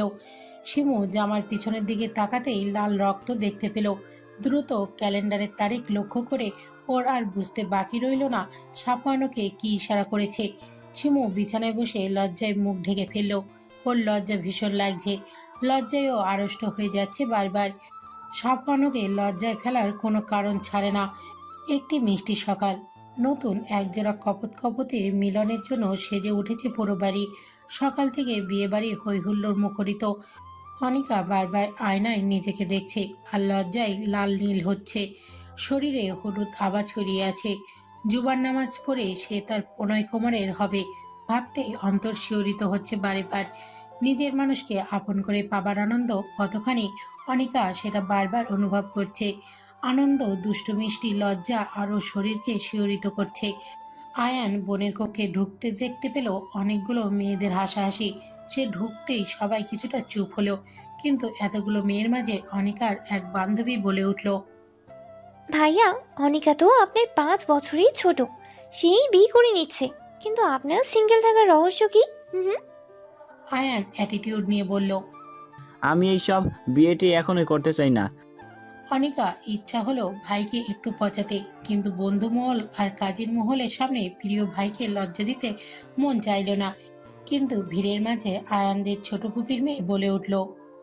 ও জানি তুমি কেমন বিয়ে পাগলা, আসলে কোনো মেয়েই তোমাকে পাত্তা দেয় না, এই ব্যাপার। মুহূর্তে ঘর জুড়ে হাসির শব্দ ছড়িয়ে পড়ল। আয়ান তার ছোট পুপির মেয়ে তোহার দিকে আগে চোখ করে তাকালো। মেয়েটা তার থেকে বয়সে ছোট, কিন্তু সম্পর্ক দা আর মাছের ন্যায়। দেখ, তুই আমাকে বললে আমাকে মেয়েরা পাত্তা দেয় না। আজকে আমি 10টি মেয়ে পটাবো, আগামী 1 মাসের ভিতরে বিয়ে করে হানিমুনেও যাব। আয়ান নিজের কথা শেষ করে রেগে ঘর থেকে বেরিয়ে গেল। এই পুচকি মেয়ে তাকে অপমান করার সাহস কোথায় পেল? সে হয়তো প্রথম ছেলে যে বোনের বিয়েতে বউ খোঁজার মিশনে নেমেছে। তাকে নাকি তোহা বলে। মেয়েরা পাত্তাই দেয় না। ও তোহাকে দেখিয়ে দেবে ও কি জিনিস। আয়ান বেরিয়ে যেতেই তোহার আত্মা স্যাত করে উঠল। এ ছেলে যদি গার্লফ্রেন্ড মিশনে নামে তবে তার কি হবে? অনিকার বিয়ের বরযাত্রী নিচে এসেছে। অনিকার কাজিন মহল আর বন্ধুমহল ছুটে এসেছে নিচে। অনিকাও নিজের লেহেঙ্গাটা উঁচু করে ব্যালকনির দিকে ছুটল। ওর কাঙ্ক্ষিত পুরুষকে দেখে ওর চোখ ক্ষুধায় শীতল হলো। এই মুহূর্তে মনে হলো ওর পাশে হাজারো প্রজাপতি উঠছে। কি নিদারুণ ভালো লাগা কাজ করছে ওর মাঝে। আমানকে হালকা মিষ্টি মুখ করিয়ে বাড়িতে প্রবেশ করালো। আমান বাড়ির প্রবেশ করার সময় অনিকার ব্যালকনির দিকে তাকালো একবার, কিন্তু তার দেখার পূর্বেই অনিকা নিজেকে পর্দার আড়াল করে নিল। আমান যদিও কিছুটা হতাশ হলো, কিন্তু পরক্ষণেই ওর ঠোঁট জুড়ে মিষ্টি হাসি ছড়িয়ে পড়ল। অনিকা আর আমানের শুভ বিবাহ সম্পূর্ণ হলো। সবাই আলহামদুলিল্লাহ বলে মিষ্টি মুখ করলো। একটু পরেই চলে এলো বিদায়ের সময়। অনিকার হাসি মুখটা কালো হতে লাগলো। ওর ভাবতেও অবাক লাগছে, ও এত ভালোবাসার পরিবার ছেড়ে ওকে চলে যেতে হবে এবার। শিমু ধীর পায়ে হেঁটে গিয়ে অনিকার কাঁধে হাত রাখে। নিজের কাঁধে প্রিয় ভাবির হাত দেখে অনিকার ছলছল চোখ থেকে অশ্রু গড়িয়ে পড়ে। বোনের মতো ভাবিকে শক্ত করে আঁকড়ে ধরে কান্না করতে শুরু করে। লায়লা বেগম মেয়ের কান্না দেখে নিজের কান্না সামলাতে পারে না। রাজিয়া বেগম গিয়ে ছেলের বউকে নিজের বুকে আগলে নেয়। আলতাফ সাহেব শক্ত খোলসের ভিতর থেকে পিতৃসত্তা হাহাকার করে ওঠে। সাফওয়ান আর আয়ান নিজের বোনের বিদায়ে কলিজা ছিঁড়ে যাওয়ার বেদনা অনুভব করে। কি নিদারুণ মর্মা বেদনা! মেয়ের বোনের বিয়ে দেওয়াটা যতটা সুখের, তার থেকে বেশি অনেক গুণ কষ্টের। এই দুঃখ শুধুমাত্র মেয়ের পরিবারটাই বুঝতে পারে। কিন্তু ওদের যে সমাজ বলে একটা কথা আছে, যার নিয়মে আমরা বাঁধা, সেই নিয়মকে উপেক্ষা করার সাধ্যি কোনো ভদ্রলোকের নেই। দীর্ঘ সময় কান্নাকাটি চলল। অনিকা কিছুতেই তার পরিবার ছেড়ে যেতে চায় না, কিন্তু এই যে স্বামীর ঘরে যেতেই হবে। সবাই অনেক কষ্টে অনিকাকে আমানের গাড়িতে তুলে দিল। সাফওয়ান আমানের হাত ধরে বলল, ভাই, তুমি আবার কলিজার টুকরোকে নিয়ে যাচ্ছ, ওকে একটু দেখে রেখো। তোমার সাধ্য অনুযায়ী ওকে ভালোবাসা দিয়ে আগলে রেখো। ও ভুল করলে শাসনও করো। ও আমার একমাত্র বোন। আমি যেহেতু তোমার হাতে ওকে তুলে দিলাম, আশা রাখছি ওকে তুমি আগলে রাখবে। আমান সাফওয়ানের হাতের ওপর নিজের হাত রেখে বলল, ভাইয়া, এখনও আমার স্ত্রী। আমি কখনোই চাইবো না আমার স্ত্রী কখনো কোনো কষ্ট পাক। আপনি আমার ওপর পুরোপুরি বিশ্বাস করতে পারেন। আমি আপনার বিশ্বাসের অমর্যাদা কখনোই করব না। আয়ান এগিয়ে গিয়ে আমানের কাঁধ ধরে বলল, দোস্ত, তোর কারণে যদি আমার বোন কষ্ট পায় তবে তোরে আমি যে কি করবো তুই নিজেও জানিস না। আর বোনের বড় ভাই হিসেবে বলছি, আমাদের কলিজাটাকে একটু দেখে রাখিস। ওকে অবহেলা করিস না দোস্ত। অবহেলা করলে না হয় তুই আমাকে শুলে চড়াস। শেষবারের মতো বন্ধুকে জড়িয়ে ধরে বিদায় জানিয়ে গাড়িতে গিয়ে বসলো আমান। অনিকা নিজের ভাইদের দিকে তাকিয়ে হাওমাও করে কাঁদতে শুরু করলো। আমান অনিকাকে নিজের বুকে আগলে নিল। ফুলে ফুলে সজ্জিত রাখা ঘরে বসে আছে অনিকা। কখনো পরিবারের কথা মনে করে চোখ ভেসে যাচ্ছে, আবার কখনো অজানা শিহরণে বুক কেঁপে উঠছে। কেমন সব ছন্নছাড়া অনুভূতি তাকে আবদ্ধ করে নিচ্ছে। আমান কক্ষে প্রবেশ করে অনিকাকে সালাম দিল। অনিকা আমানের কণ্ঠ পেয়ে কিছুটা বিচলিত হলো, কিন্তু পর মুহূর্তে সেও সালামের জবাব দিল। আমান সন্দর্পণে নিজ স্ত্রীর পাশে গিয়ে বসলো। চিবুক উঁচু করে ধরল নিজের সামনে। লজ্জায় আড়ষ্ট হয়ে অনিকা মাথা নিচু করে নিল। আমান নিজের স্ত্রীর লজ্জা দেখে খুশি হলো। নিজ পকেট থেকে একটা ফিঙ্গার রিং বের করে স্ত্রীকে পরিয়ে দিল। স্ত্রীর হাতে চুমু খেতে ভুলল না। লজ্জায় অনিকা নিজেকে আরো বেশি গুটিয়ে নিল। আমান মুচকি হাসি দিয়ে বলল, জনাবা, আপনি আমার জন্য কি উপহার এনেছেন? আনিকা নিজের জিভে কামড় বসালো। অতিরিক্ত লজ্জার কারণে সে সব ভুলে গেছে। লেহেঙ্গা গুটিয়ে নিজের লাগেজের দিকে এগোলো। আমান চুপচাপ স্ত্রীর কাণ্ড দেখতে লাগলো। অনিকা নিজের লাগেজ খুলে একটা বাক্স বের করে আমানের হাতে দিল। যদিও এটা তোমার উপহারের মতো দামি নয়, কিন্তু আমি আমার সাধ্য মতো তোমায় এটা দিয়েছি। আমান বাক্স খুলে দেখলো একটা ব্র্যান্ডেড ঘড়ি। আমি কিন্তু তোমাকে নিজ হাতে পরিয়ে দিয়েছি, তাই তুমিও। অনিকা আমানের হাতে ঘড়ি পরিয়ে দিল। তোমায় নিশ্চয়ই ভারী পোশাকে কষ্ট হচ্ছে। তুমি এই পোশাকগুলো পরিবর্তন করে এসো। আমার কাছে তুমি না সাজলেও অপরূপা। অনিকা স্বামীর কথা শুনে নিজের চোখ দুটো বন্ধ করে নিল। প্রতিটা স্ত্রী চায় তার প্রিয় পুরুষের থেকে এই বাক্যগুলো শুনতে। আমান নিজে অনিকার লাগেজ থেকে নিজের পছন্দ মতো ড্রেস অনিকার হাতে তুলে দেয়। অনিকা সেই জামা নিয়ে ওয়াশরুমে চলে যায়। দীর্ঘক্ষণ শাওয়ার শেষে অনিকা বের হয়ে আসে। তার ছোট্ট ছোট্ট ঘাড় পর্যন্ত কেশ ছেড়ে দিয়ে যেগুলো থেকে টুপটুপ করে পানির ফোঁটা পড়ছে। অনিকা ধীর পায়ে এসে ড্রেসিং টেবিলের সামনে বসে, তোয়াল দিয়ে নিজের চুল মুছতে থাকে। আমান অনিকার পাশে গিয়ে অনিকাকে নিজের দিকে ঘুরিয়ে নেয়। তুমি একজন হার্ট সার্জনের হার্টকে কোমায় পাঠিয়ে দিয়েছো। এখন একে তোমারই ঠিক করতে হবে। আমান হুট করে গভীর আলিঙ্গনে জড়িয়ে নিল প্রেয়সীকে। এই আলিঙ্গন সেই উষ্ণ যে ওর আলিঙ্গনে কোনো পাপ নেই। আছে শুধু আল্লাহর সন্তুষ্টি আর শাওয়ার। অনিকার বিয়ে কেটে যাওয়ার পরে কেটে গেছে আরও 20 দিন। আয়ান বেচারা তার ওয়াদা রক্ষা করার জন্য মরিয়া হয়ে উঠেছে। মাকে সে সাফ সাফ জানিয়ে দিয়েছে, আমাজান, আমি কালো নুলা কানা কিছুই নই। আপনি আমাকে দ্রুত 10 দিনের ভিতরে বিবাহ দিবেন, না হলে আমি সন্ন্যাসী নিব। ছেলের করা ট্রেটে লাইলা বেগম হতভম্ব। তিনি জানেন তার ছোট ছেলে ভীষণ ঠোঁটকাটা, কিন্তু তার পাশাপাশি নাক কাটাও। খুব শীঘ্রই আয়নকে ফেরাতে হবে। দেশে এসেছে গোটা 6 মাস হলো, আর 2 মাস হয়তো ও আছে। ছেলে তাকে এও জানিয়ে দিয়েছে মেয়েকে সে দেখতে চায় না। লায়লা বেগম যেমনই পাত্রী পাক না কেন, হোক সে শ্যামলাময়ী, তবুও সে বিয়ে করবে। অতঃপর সিদ্ধান্তহীনতায় ভুগে তিনি এই ব্যাপারটা আলতাফকে জানালেন। আলতাফের চিন্তা ভাবনা করে সিদ্ধান্ত নিলেন আগামী 10 দিনের মাঝেই ছেলেকে সে বিয়ে দিবেন। তাই আর দেরি না করে তার ছোট বোনকে ফোন দিলেন। ছেলের এই পাগলামো থামাতে তার ছোট বোনের সাথে কথা বলাটা ভীষণ প্রয়োজন। শিমুকে সাফওয়ান একটি লাল শাড়ি উপহার দিয়ে বলেছে এটা পরে আজ রাতে তার জন্য তৈরি থাকতে। সাফওয়ানের ইশারা শিমু ঠিকই বুঝতে পেরেছে। শাড়িটা একদম ফিনফিনে পাতলা, পরনে শরীরের অনেক অংশই দৃশ্যমান হবে। যদিও শিমুর কাছে সাফওয়ানের এটা দ্বিতীয়বার আবদার। আজও প্রথম দিনের কথা মনে পড়লে তার শরীর ক্ষণে ক্ষণে শিউরে ওঠে, লজ্জায় আড়ষ্ট হয়ে যায় ওর সমস্ত শরীর। সাফওয়ান ওর লজ্জা দেখে নাকের মাথায় কামড় বসিয়ে দিয়ে বলল, বলো তো বউ, তোমার লজ্জা আমি কবে ভাঙতে পারবো? সেই কথা শুনে শিমু আরো বেশি লজ্জায় নুয়ে যায়। রাজিয়া বেগমের সাথে তার সম্পর্কটা এখন স্বাভাবিক। সাধারণত দাদি শাশুড়ির সাথে নাতি বউয়ের সম্পর্ক যেমন হয়, মাঝে মধ্যেই সে জিজ্ঞাসা করে নতুন অতিথি আসবে কবে। দুঃখগুলো শিমুর এখনো কোথাও যেন মিলিয়ে গেছে প্রত্যেকের ভালোবাসা পেয়ে। এখন তার নিজেকে ভীষণ খুশি মনে হয়। শিমু একটা জিনিস গভীরভাবে অনুভব করেছে, পৃথিবীতে একটি মেয়েকে তার স্বামী যদি তাকে প্রকৃতভাবে ভালোবাসে, তাহলে কোনো দুঃখই সেই মেয়েকে স্পর্শ করতে পারে না। রাত নেমে গেছে আকাশ জুড়ে। সাফওয়ানের পছন্দ মতো শিমু নিজেকে সাজিয়েছে। চুলগুলো ছড়িয়ে ছিটিয়ে দিয়েছে পুরো পিঠ জুড়ে। সাফওয়ান আর শিমু দাঁড়িয়ে আছে ব্যালকনিতে। সাফওয়ান অতি সন্দর্পণে নিজ স্ত্রীর কোমরে হাত রাখলো। শিমুর কাছে যদিও এটা প্রথমবার নয়, কিন্তু তবুও তার শরীর শিউরে উঠল। সাফওয়ান আর শিমু চাঁদের আলোয় দাঁড়িয়ে কিছুক্ষণ চন্দ্রবিলাস করলো।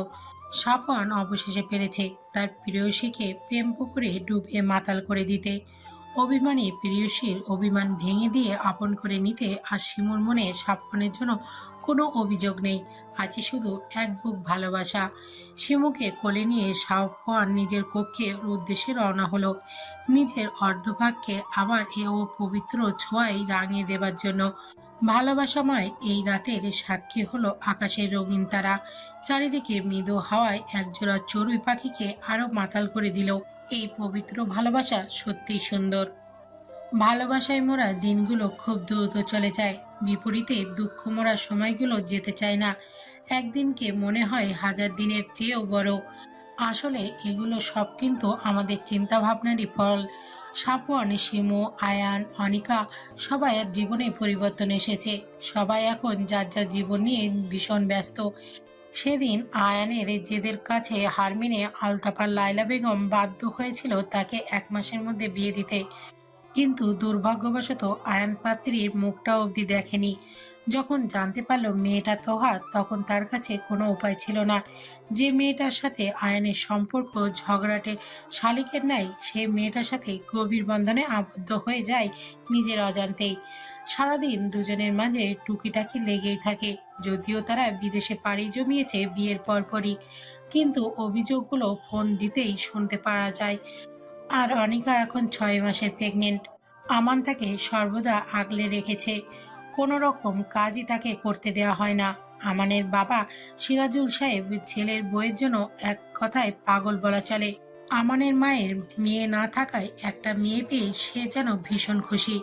পরিবর্তন এসেছে সাফওয়ান আর শিমুর জীবনেও। তারা আজকে প্রথমবারের মতো বাবা মা হতে যাচ্ছে। সাফওয়ান ওটি রুমের সামনে পায়চারি করছে। লায়লা বেগম আল্লাহর কাছে দোয়া করছে।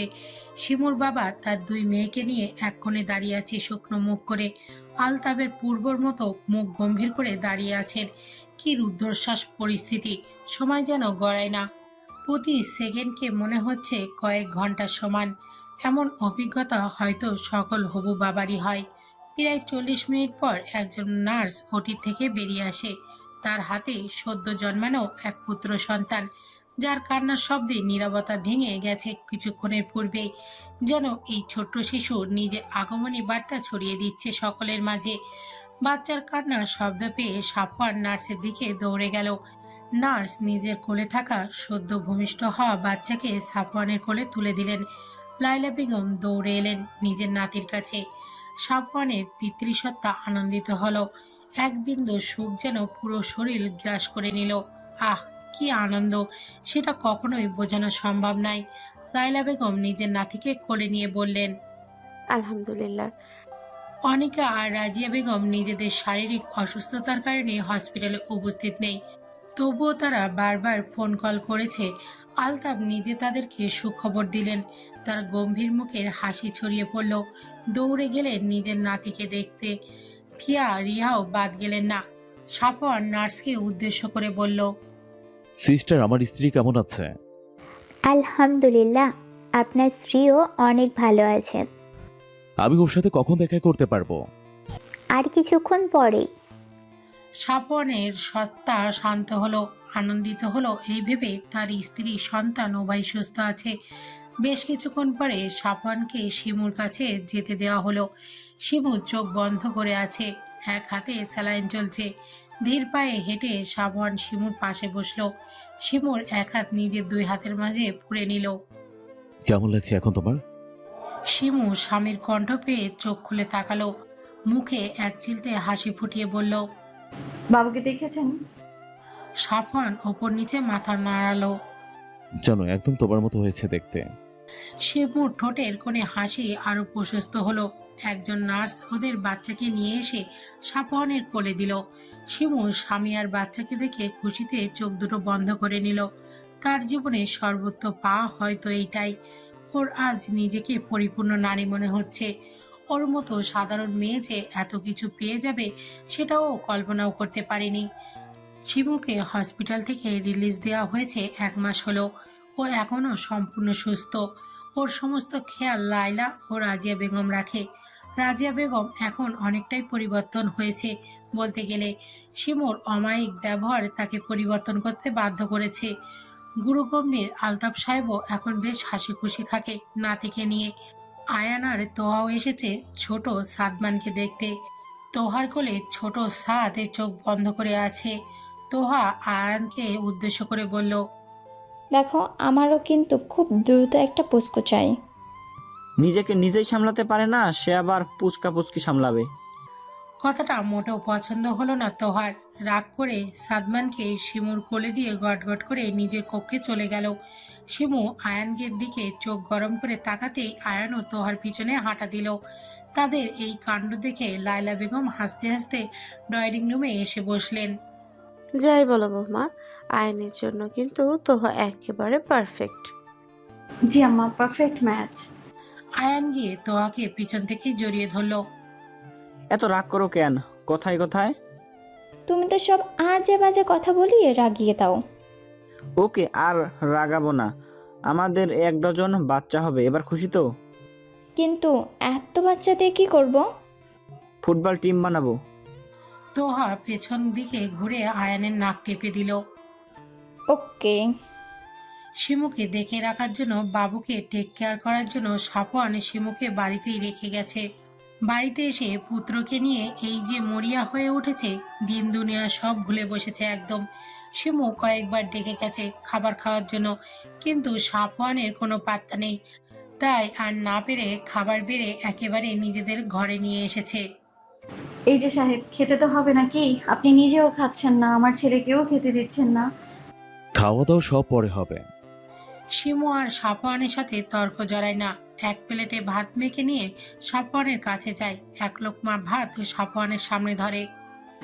আসার পর কিছুই খাওয়া হয়নি আপনার, তাই কোনো বিরক্তি না করে এগুলো মুখে পুরুন তো চটপট। সাফওয়ান আর মানা করলো না, কিন্তু বউয়ের সাথে দুষ্টুমি করতে ছাড়ে না। শিমু বিরক্ত হয়ে বলল, এক বাচ্চার বাবা হয়ে গেলেন, তবু দুষ্টুমি গেল না আপনার? আরেক বাচ্চার বাবা হওয়ার প্ল্যান করেছে। কি বলো আব্বু? সাফওয়ান নিজের ছেলেকে কথাটা বলে শিমুর দিকে তাকিয়ে চোখ টিপ মারে। আপনার লজ্জার জীবনেও হবে না হয়তো। স্ত্রীর কাছে লজ্জা পেলে তো সন্ন্যাসী হতে হবে। শিমু সাফওয়ানকে আলতো চাপড় মেরে সাফওয়ানের কাঁধে মাথা রাখলো। আমি আপনার সাথে বৃদ্ধ হতে চাই সাফওয়ান, আপনাকে ভালোবেসে আপনার প্রেম পুকুরে ডুবে যেতে চাই। শুধু এতটুকু পেলে আমার কিছুই চাই না আর। আমি তোমার প্রেমের পুকুরে ডুবে নিজের অস্তিত্ব সংকটে ফেলেছি। এমন সংকটে আমি বারবার পড়তে চাই। তোমার প্রেমের পুকুরে আমি এক সাধারণ মাঝি হয়ে বাঁচতে চাই। আমি তোমাকে ভালোবেসে সারা জীবন আগলে রাখতে চাই। আমি আপনাকে এপার ওপার দুপারে পেতে চাই। ওদের কথার মাঝে সাদমান জোরে কেঁদে ওঠে। দুজনেই নিজেদের হুঁশে ফিরে আসে। দুজনেই মুচকি হেসে আগলে নেয় নিজেদের ছেলেকে। এটাই যে তাদের ভালোবাসার সর্বোচ্চ চিহ্ন। সমাপ্ত।